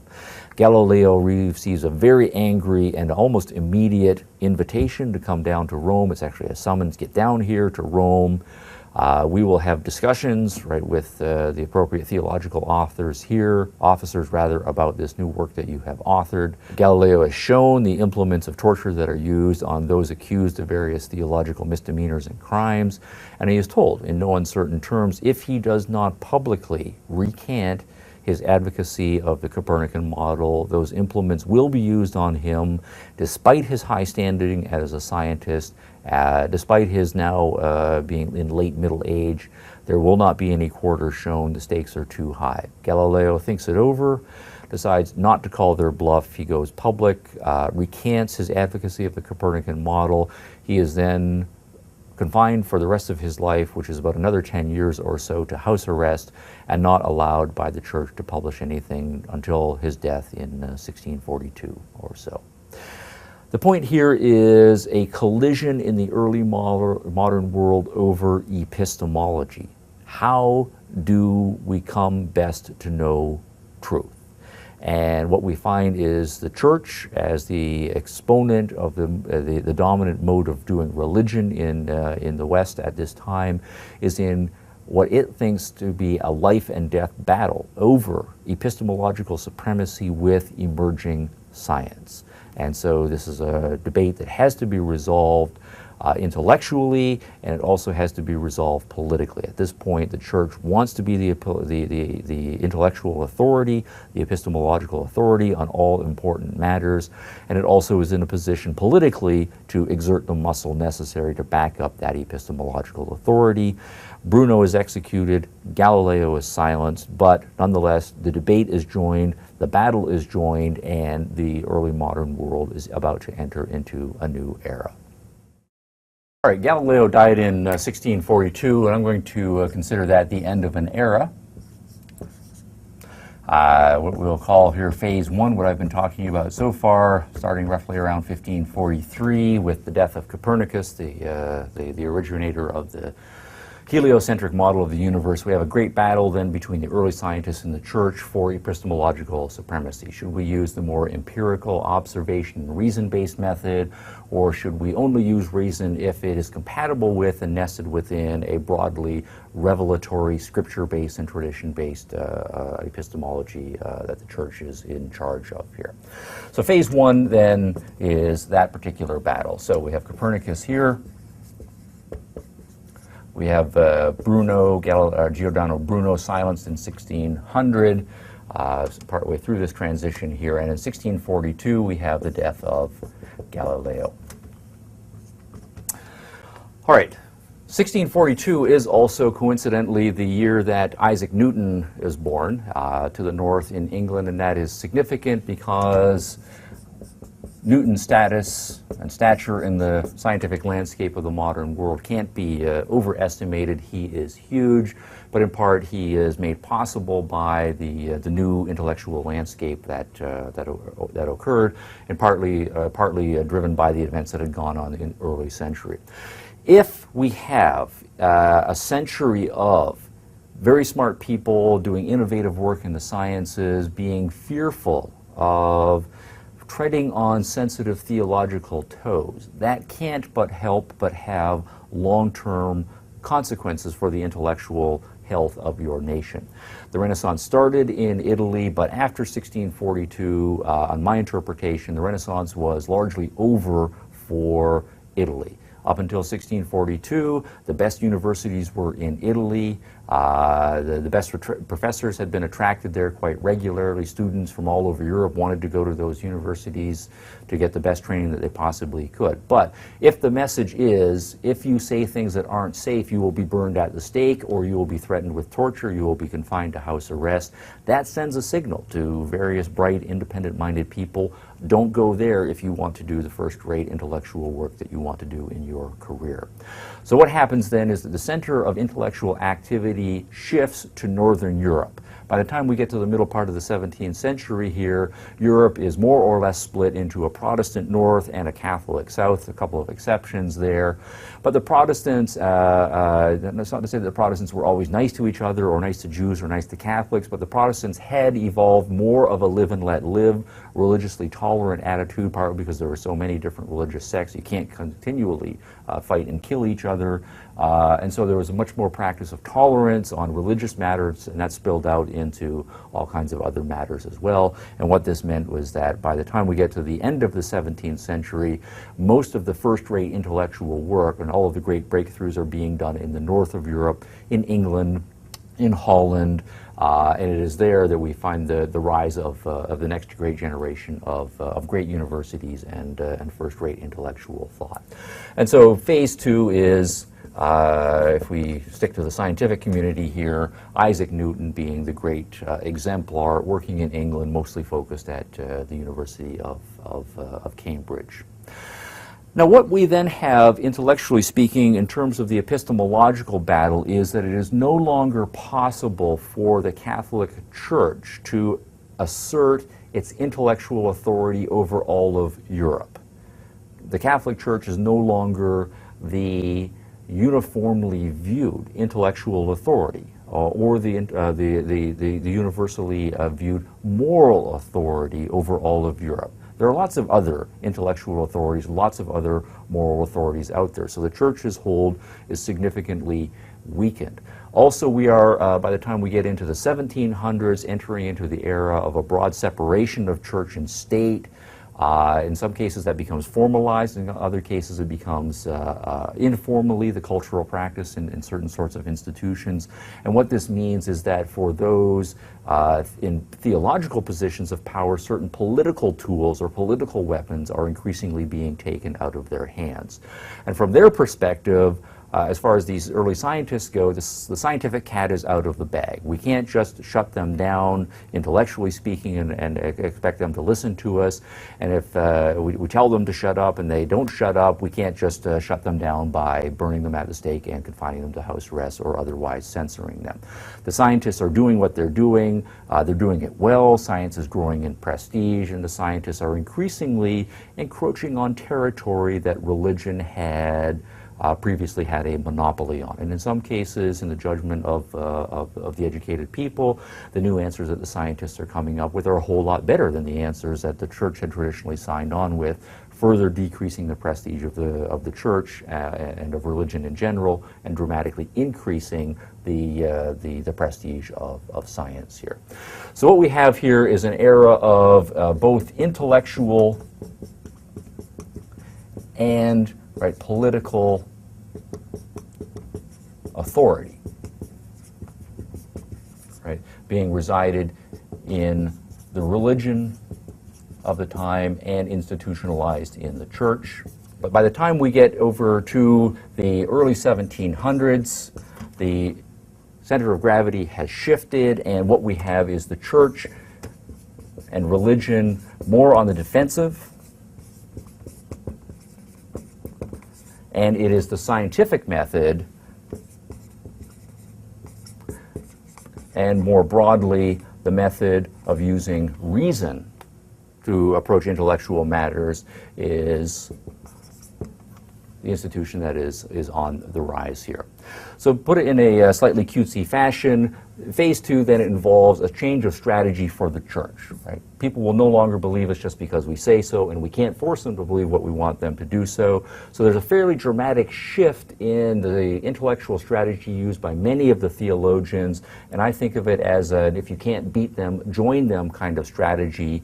The idea here being is that we should be able to use the method of reason, not simply on these new scientific issues, but also to apply those methods to issues of reason, religion rather, and theology. So we should use the method of reason in religious matters as well. So rather than the tradition that had been the dominant tradition in phase 1, I say the dominant tradition was in the exclusive tradition of what is called revealed theology. That is to say, we're trying to give an account of God, or a theological understanding of the university, but ultimately our authority is revelation as captured in Scripture, and in the Catholic tradition as interpreted by the authorized interpreters of Scripture.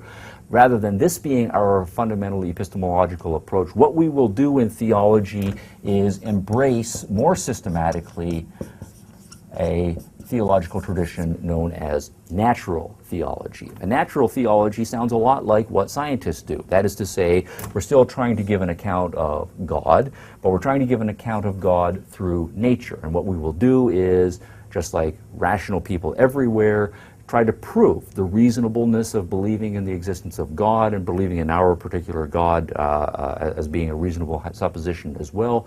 And we will do that by looking at the world, observing the features of the world, and coming up with the best explanation, the best hypothesis that gives a complete and thorough account of the existence and structure of the universe as it actually is.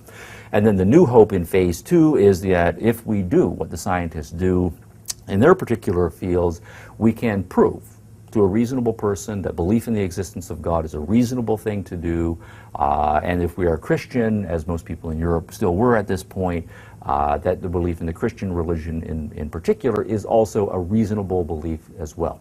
So we're going to de-emphasize revelation, we're going to de-emphasize faith, we're going to de-emphasize prophecy, we're going to emphasize evidence, argument, reason. That is to say, we haven't been able to beat the scientists down entirely, the cat is out of the bag, so we're going to join them and use the same tools to the prestige of science, and so hopefully there will then be a reconciliation of science and religion as opposed to this enmity that had led to certain amounts of bloodshed in the earlier era. All right, I'm going to call that phase 2, mostly on through the 1700s. Phase 3 begins with a crisis. And that is after what I think of as a marvelous century, the century of the 1700s, broadly the Age of Enlightenment, when the sciences are maturing and there's great vigorous debate about all of the major arguments for the existence of God, the arguments against the existence of God, and these arguments are all brought to a very high level of sophistication. Certain leading theologians reach a conclusion that is very sobering and distressing to them. That is the realization that in their judgment, that the arguments for the existence of God don't work. Don't take it on faith from me. Look at the arguments yourself, obviously. There's lots of interesting stuff to be done here, but there are lots of signs that by the time we get to the latter part of the 1700s, the most forward-thinking of the theologians and those who are vested in a religious philosophical outlook are realizing that this phase 2 strategy isn't going to save the day for religion. That the arguments that they have developed for the existence of God have holes in them that don't seem to be patchable, that the various arguments that the critics of religion have been developed seem rather impregnable and very persuasive and powerful.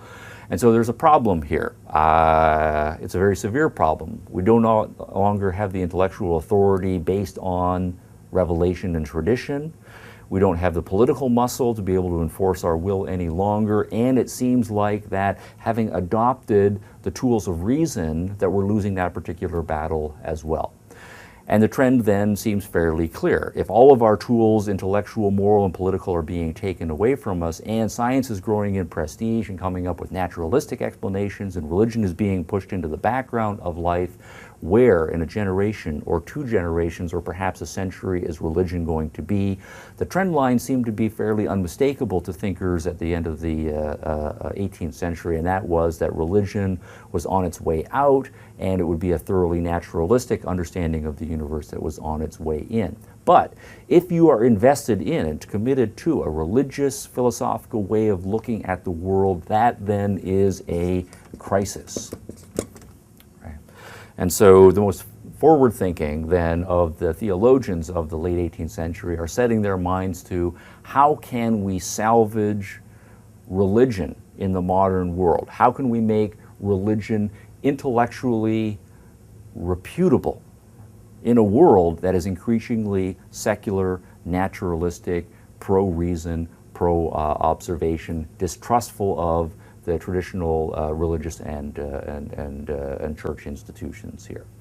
I want to cite one name here, whom I think of as an important figure in this transition here in a major work called The Critique of Pure Reason, which was published in its first edition in 1781. So the timing is quite right here. Latter part of the 18th century here. In this major work, The Critique of Pure Reason, Kant has a famous line that is variously translated, but I'm going to go with the translation that works best for my argumentative purpose here. Kant is a modern thinker in that he is friendly towards science, but he is also a traditional thinker in that he is very respectful of traditional religious institutions, particularly traditional religious beliefs in the existence of God, the immortality of the soul, and the kind of morality that typically has gone with traditional morality. All of that, or traditional religion, I mean, all of that he sees as being under threat in the modern world and in danger of being displaced entirely from human life. So in his great work, The Critique of Pure Reason, the famous line that I'm alluding to is to say that if we are going to make a place for religion in the modern world, it's fundamentally an epistemological battle that has to be fought. At the root of the modern way of thinking is the centrality, the importance, the efficacy, the power of reason. And so if we are going to have religion in the modern world, it is reason that has to be limited, put in its place, boxed, have the underpinnings of it undercut so that space can be made, whatever sort of space is possible for some sort of religion in the modern world. And the famous line is, therefore, I have found it necessary to deny reason to make room for faith.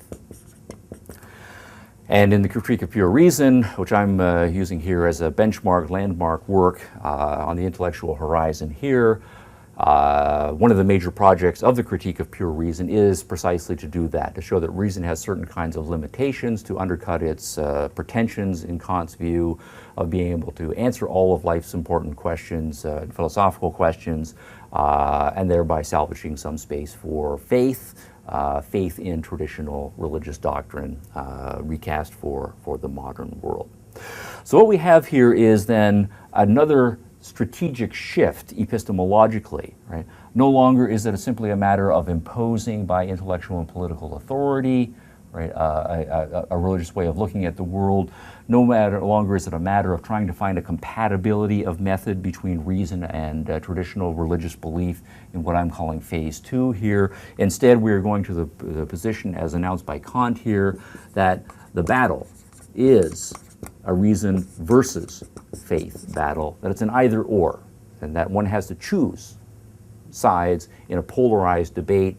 If we go with reason, reason is going to squeeze out faith, but if we're going to have preserve any amount of faith, we have to put the squeeze on reason. Right now, phase three, I want to move on to the next major thinker in this tradition. This is the one I'm going to single on. There are some transition figures here. A Danish thinker by the name of Søren Kierkegaard. With Immanuel Kant, we then have an early signal of a change in strategy among religiously minded thinkers toward no longer trying to accommodate reason, but rather going on the offensive against reason, and a reintroduction of the idea that what is needed to defend religion in the modern world is a reinvigoration of a certain kind of faith. So it's faith versus reason. Fast forwarding to the next generation, now going on into the early part of the 1800s, I want to focus on Søren Kierkegaard. In my judgment, the most influential theologian of the past 2 centuries, and a name that anyone interested in religious matters should know something about. Kierkegaard was a Danish thinker, though he was educated in Germany. He was educated in a Germany that was largely dominated by Kantian and post-Kantian philosophy. So he was very well versed in Kantian themes and the variations that were prevalent in Germany at the time. When he went back to Denmark and proceeded to do his own philosophical and theological work, this issue of the centrality of faith and making faith again a live option in the modern world is the central focus of Kierkegaard's writings.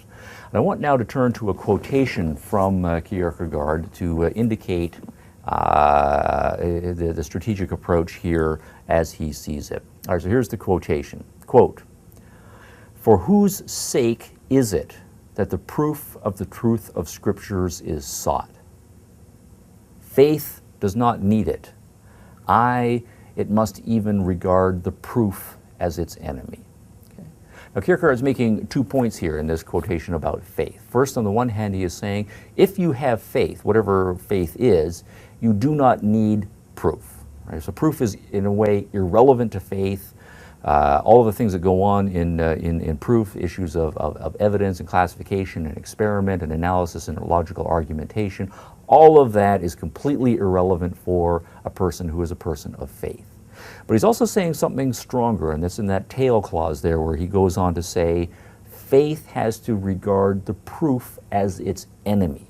That is to say, it's faith versus reason, or faith versus the whole apparatus of proof. And you have to make a choice.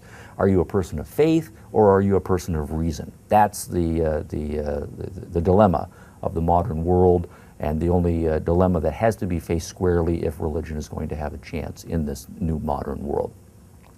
Now, Kierkegaard does not make claims for priority on these theological matters. He sees himself as part of a long tradition, a tradition that has been eclipsed in the modern world, particularly in the 1600s with the rise of science, on into the 1700s with the rise again of natural theology. But it's a tradition that must be reinvigorated if religion is going to survive in the modern world. And so Kierkegaard explicitly harkens back to Luther. Kierkegaard is more of a Protestant thinker than anything, although there are some overlaps with Catholicism and Judaism and Islam and the epistemologies there. But Kierkegaard does explicitly harken back to Martin Luther at the beginnings of the Renaissance, or the Reformation rather, in the 1500s, as making the exact same epistemological point about the centrality of faith and the dangers of letting reason in the door even the slightest bit. So here's a quotation from Martin Luther, quote, "Reason is the greatest enemy that faith has. It struggles against the divine word, treating with contempt all that emanates from God." So there's no accommodation possible. That's my interjection there. Carrying on the quotation, "The virgin birth was unreasonable. So was the resurrection. So were the Gospels, the sacraments, the pontifical prerogatives, and the problem of life everlasting." All right, so now notice what Luther is saying here. He's saying that it is a reason versus faith battle, and he's saying that reason is the greatest enemy that religious faith has. So it's the enemy that has to be taken on and defeated soundly if religion is going to survive here. But he's also saying that there's no accommodation possible here. And he's making this very strong statement about the virgin birth and the various sorts of sacraments. He is saying explicitly that they are unreasonable, right? That they don't make sense, that they are contradictory. There is no fancy way, if only we think clearly enough about it or get more data, to make sense of the virgin birth, or to make sense of the sacraments that say, here, take some wine, have the priest say a prayer over it, and now you're drinking Jesus' blood. There is no way in reason for that to make sense. It is contrary to all reason, contrary to all evidence, contrary to everything that we know naturalistically about the world. And the only reason Luther says that we have any sort of a problem with this is that we think reason matters. And reason, in his view, is the great disease of the modern world. So it's the thing that has to be extirpated. Now, Luther himself does not think that he is being especially original in making this epistemological point. He's using this point to criticize the Catholics, who he thinks have become too worldly, too sold out, too accommodating to reason and the Renaissance way of thinking about things. And so he is calling for a reinvigoration of what he thinks of as an older, truer religious tradition that goes right back to the very foundations of Christianity. Next quotation I'd like to read you from Tertullian, one of the patristic fathers, or one of the early church fathers, early in the days of Christianity, formulating its orthodox doctrine. The famous quotation here from Tertullian in the Latin is "Credibile est quia ineptum est," or loosely translated, "I believe it because it is absurd, or I believe it because it is impossible. Now, Tertullian is writing in the later part of the Roman Empire. There are lots of pagan religions kicking around. There's lots of pagan philosophies kicking around.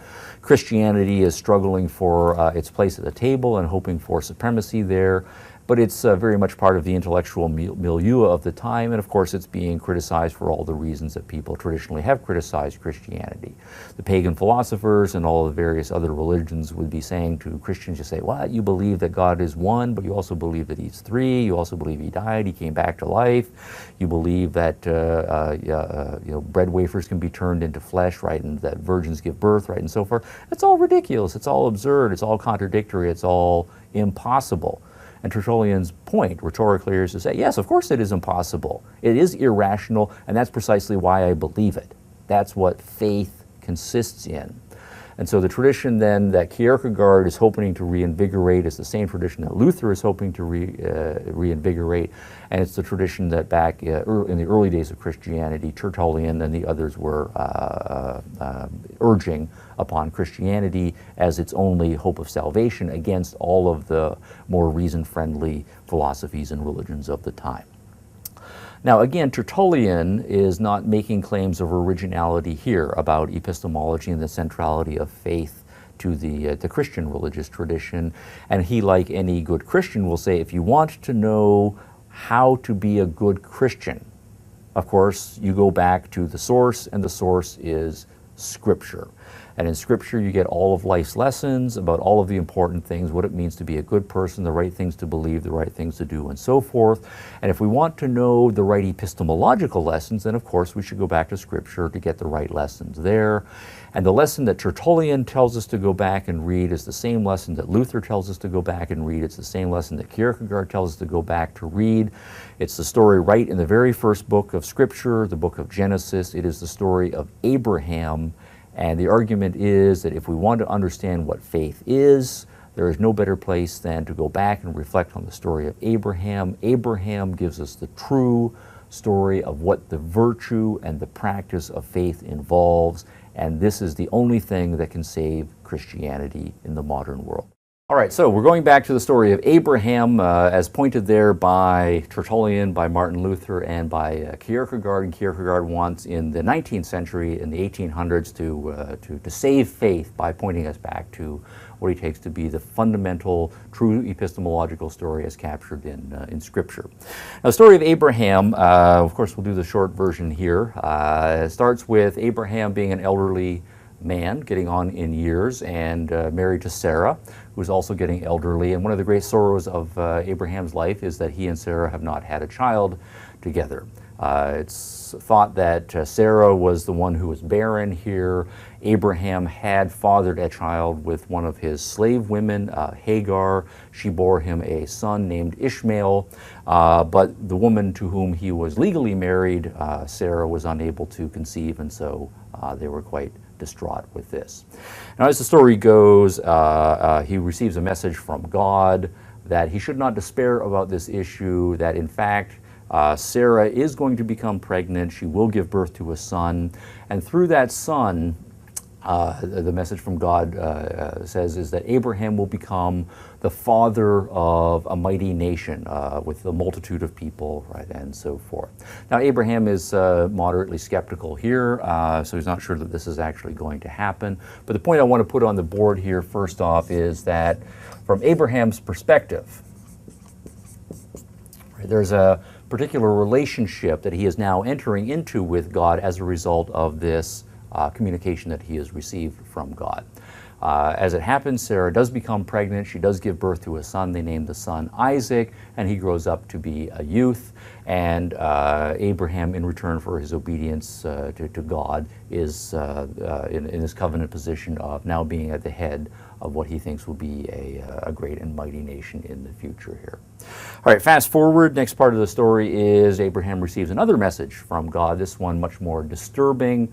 God communicates to him that he wants to take his now young son, who's a youth, Isaac, to the top of Mount Moriah and offer him as a sacrifice. So in effect, God is asking Abraham to kill his son, his unexpected son.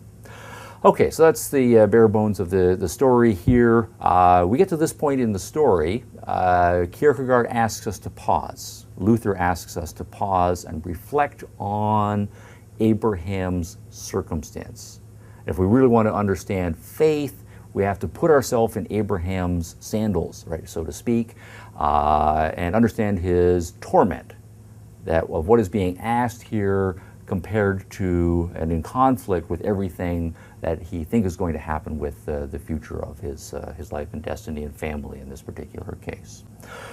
All right, night is falling. You've received this message that you're in the next morning to take your son Isaac to a sacrificial place and offer him as a sacrifice, that is to say, kill him. What goes on in one's mind in a circumstance like this if you are Abraham? Well, as Kierkegaard puts it, Abraham was no doubt in torment. Luther says the same thing. There is no doubt that faith and reason and everything in Abraham's mind fell out mightily, that he was a man in trouble psychologically that evening. One of the things, of course, that is going to be first on his mind is this issue of the covenant. A natural question that is going to arise in his mind, is a reasonable question, is to say, well, I have this covenant here. If I go ahead and kill Isaac, then the consequence of that is that the covenant is broken. Isaac is a youth. He has not yet fathered children himself. It will then no longer be possible for me to be the father of a mighty nation. And so the covenant is no longer valid. But, and here's the rational question to ask at this point, when God made this covenant with me, he's also an all-knowing being. He presumably knew that at some point down the road he's going to ask me to do this, and that the logical consequence of doing this is that the covenant is going to be broken. So what I have here is a contradiction, right? I'm being asked to do something that does not fit with something that God has promised me before. And so this then means that there's a possibility that God, the guy who made this promise to me, is a liar. He was just fooling around in some respect at this point here, and wants me now to do something that is going to make null and void a promise that he has made before. Okay, that's a reasonable question. It's going to come up in a human being's mind. But it's worse than this for Abraham, because Isaac is somebody whom he cares about, and he also knows Isaac personally, and he knows that Isaac, for example, is an innocent youth. I'm sure Isaac has done things that boys typically do, but probably nothing that deserves the death penalty. And while this is before the Ten Commandments, it's not that much of a leap of logic to figure out that justice is not served by killing innocent people for no good reason. And so, again, I've got a problem here. If Isaac is innocent and I go ahead and I kill Isaac, then I'm killing an innocent person. I might be participating in an injustice. What makes this the right thing to do, to kill this particular innocent person? And so if God, though, is asking me to kill an innocent person, this raises then a reasonable question: is God unjust? Is he someone who doesn't actually care about the lives of innocent people and making sure that the guilty are punished and those that are not guilty are not punished? Reasonable question. But it's even worse for Abraham, because Isaac is his son with Sarah. And so God is asking him to kill his son. And if there's anything worse to a parent than the prospect or the reality of losing one's own child, I don't know what it is. So we're in this situation here of Isaac being a son of Abraham, and if I kill him, that is just going to be the worst possible anguish that I can inflict upon myself. It's not just that my son died, which would be tragic enough to me as a parent, but if I'm to be the agent, that's going to add a whole other level of torment to my life, and certainly my relationship with my wife Sarah, who is also going to be in anguish, and she's going to know that I am the agent who is causing her this anguish. Now we then say, well, clearly God is asking some sort of for a test here, right, of Abraham. But the natural and reasonable question to raise here is to say, if this is some sort of a test, what kind of a being would put somebody through a test like this? And so this raises the question, is God some sort of sadist, right, where he's devising tortures and torments for people for whatever test-worthy kinds of purposes here? All right, the point is that all of these are reasonable questions. Okay. We have a logical inconsistency, right? We have various trains of thought that we're developing logically here that raise various reasonable questions. So we're using logic and reason to think through this matter here. And I'm emphasizing the words logic and reason because that's exactly the issue that's at stake theologically here. Now, suppose we think that reason matters epistemologically. We think that reason is our primary tool for figuring out what's true and what we should do in the world. If you're a reasonable person, and Abraham is a person who has the capacity for reason, what would a reasonable person do in this situation? We know that a reasonable person is going to raise these particular questions, but when you have reasonable questions, what you first do, particularly when you're asked to do something that has very high stakes like this, what a reasonable person does is, in the first place, ask questions. Why? How do I square the circle here? Has Isaac done something that I don't know about? Can you give me more information that would show me that Isaac warrants the death penalty? Is there any rational justification whatsoever for putting me and Sarah through this sort of an anguish here? A reasonable person, before he or she acts, wants to get the full story so that he or she can see, according to his or her own independent judgment, what's going on and why this is the right thing to do. And if it turns out that the information is not forthcoming, but all of the rational evidence available to you is that this is the wrong thing to do, right? This would involve a breach of contract. One doesn't breach contracts. This involves an injustice. One does not engage in injustice. This involves inflicting, for no good reason that I know, anguish on two important people.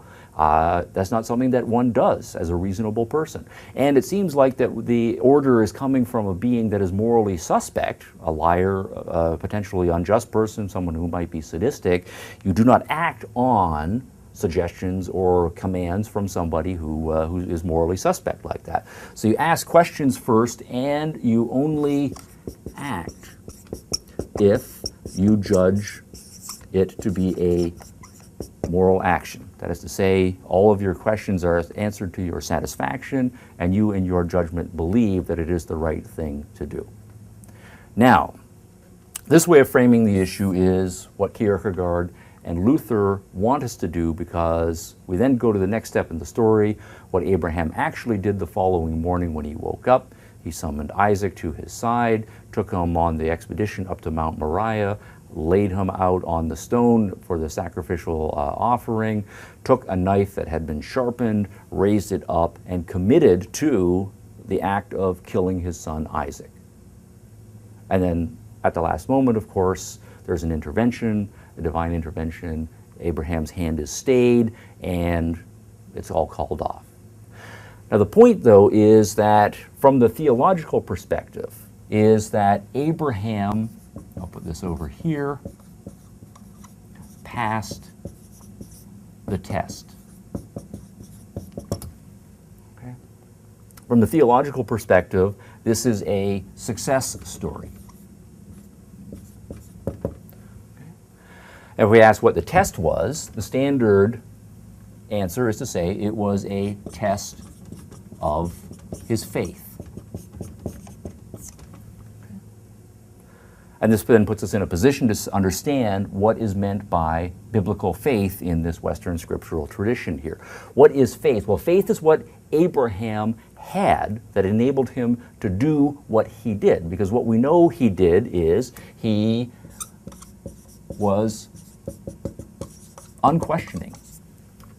There is no indication that he asked any of these questions. He did not challenge, he did not ask for further clarification, he did not ask for data that would in any way reconcile the things that don't make sense to his reason in this question here.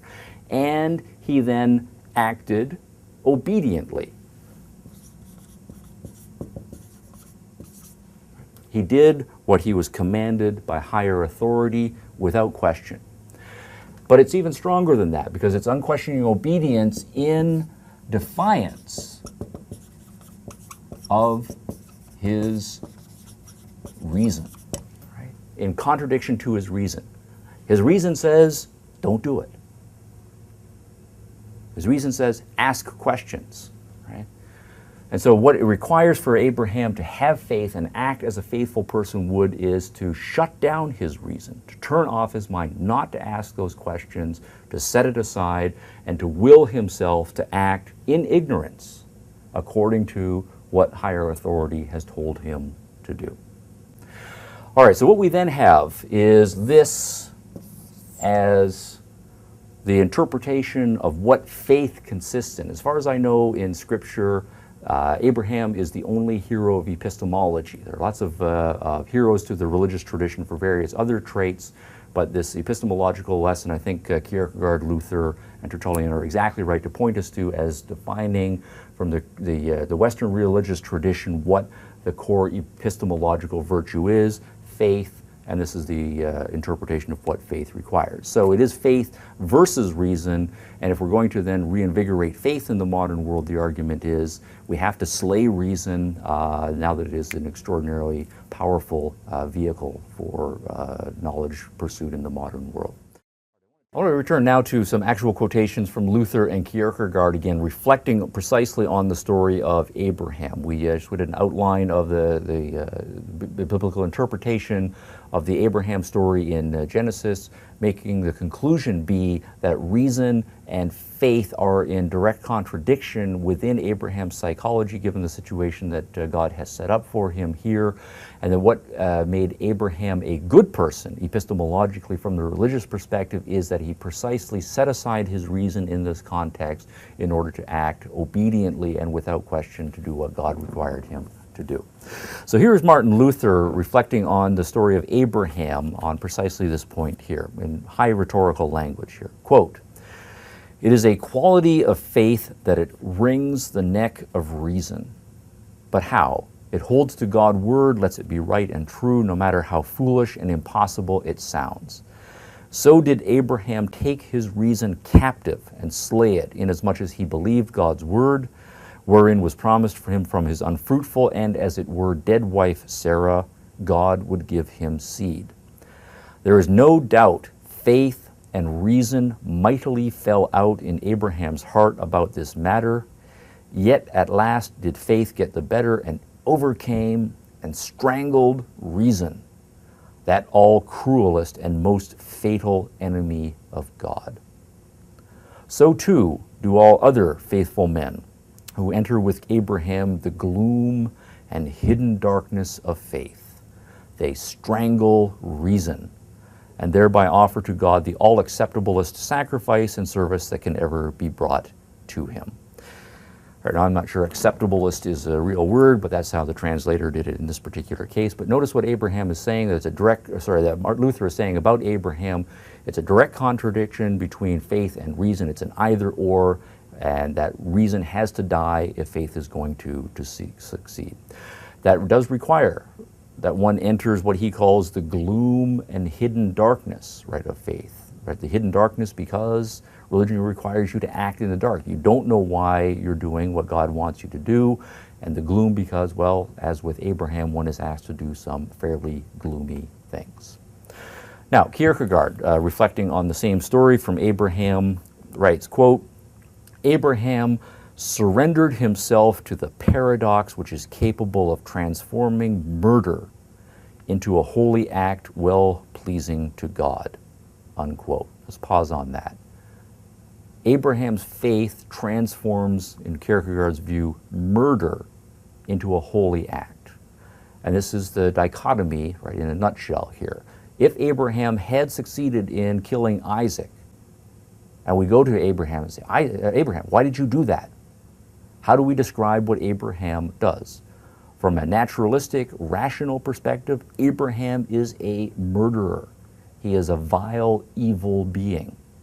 From a religious act, according to Kierkegaard, Abraham is a hero. He engaged in a holy act because he was acting in obedience to God's wishes. So is it murder or is it a holy act? It's either or. Is it reason or is it faith? That's our choice here. Carrying on with Kierkegaard here, quote, he believed the preposterous. This is clear to the knight of faith. The only thing that can save him is the absurd, and this he grasps by faith. Religion, Kierkegaard and Luther and Tertullian are acknowledging, is absurd. It's repugnant to reason, it makes no sense, it's filled with logical contradictions, but in their judgment, it's the only thing that can save us. Only religion can save us, so it's a requirement of us to be a faithful person, to leap into the absurd, to leap into the preposterous, to leave reason behind, and that and only that will make our lives meaningful and save religion in the modern era.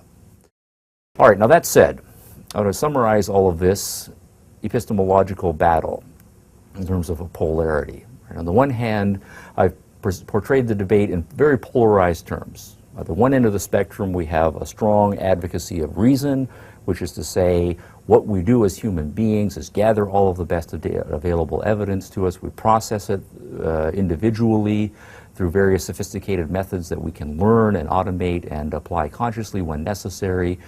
And to the extent that we do that, that is the right way to conduct ourselves cognitively. That and only that is what puts us in a position to know important things about the nature of the universe. At the opposite end of the spectrum, we have a tradition that says all of that is wrong on the important questions. What one needs to do is have faith in a religious tradition or in a set of religious texts. Whether they make sense or not, whether there's evidence for them or not, is completely irrelevant and beside the point. The person who has a strong commitment to faith is not concerned with those issues, believes fervently a set of beliefs, holds to them strongly, and lets them shape every other intellectual decision that he or she makes in his or her life. As educators, one way we will do epistemological issues is by citing various historical figures and doing case studies of people who, in our judgment, exemplified the right way of thinking things through or coming to various sorts of answers. And so the way I've portrayed things tonight is at one end of the spectrum we have Semmelweis, right, as an example of an epistemological hero. But he's an epistemological hero only to the extent that we think reason is the right epistemology. At the other end of the spectrum, we have Abraham, also upheld as an epistemological hero. But again, he is a hero only to the extent that we think faith is the right kind of epistemology. So the question for us as educators then is going to be, whom do we think of as the real heroes epistemologically? Are we Semmelweis people or are we Abraham people? And when we're conducting our lesson plans and working in methodological examples, are we going to try to teach students to be like Semmelweis, go down that road as far as they possibly can to the extent of their abilities, or is our fundamental mission to teach them to be more like Abraham and to encourage them and train them to go down that road as far as they possibly can to the extent of their capabilities? That's epistemology in a nutshell. That's its importance to education. We'll stop there.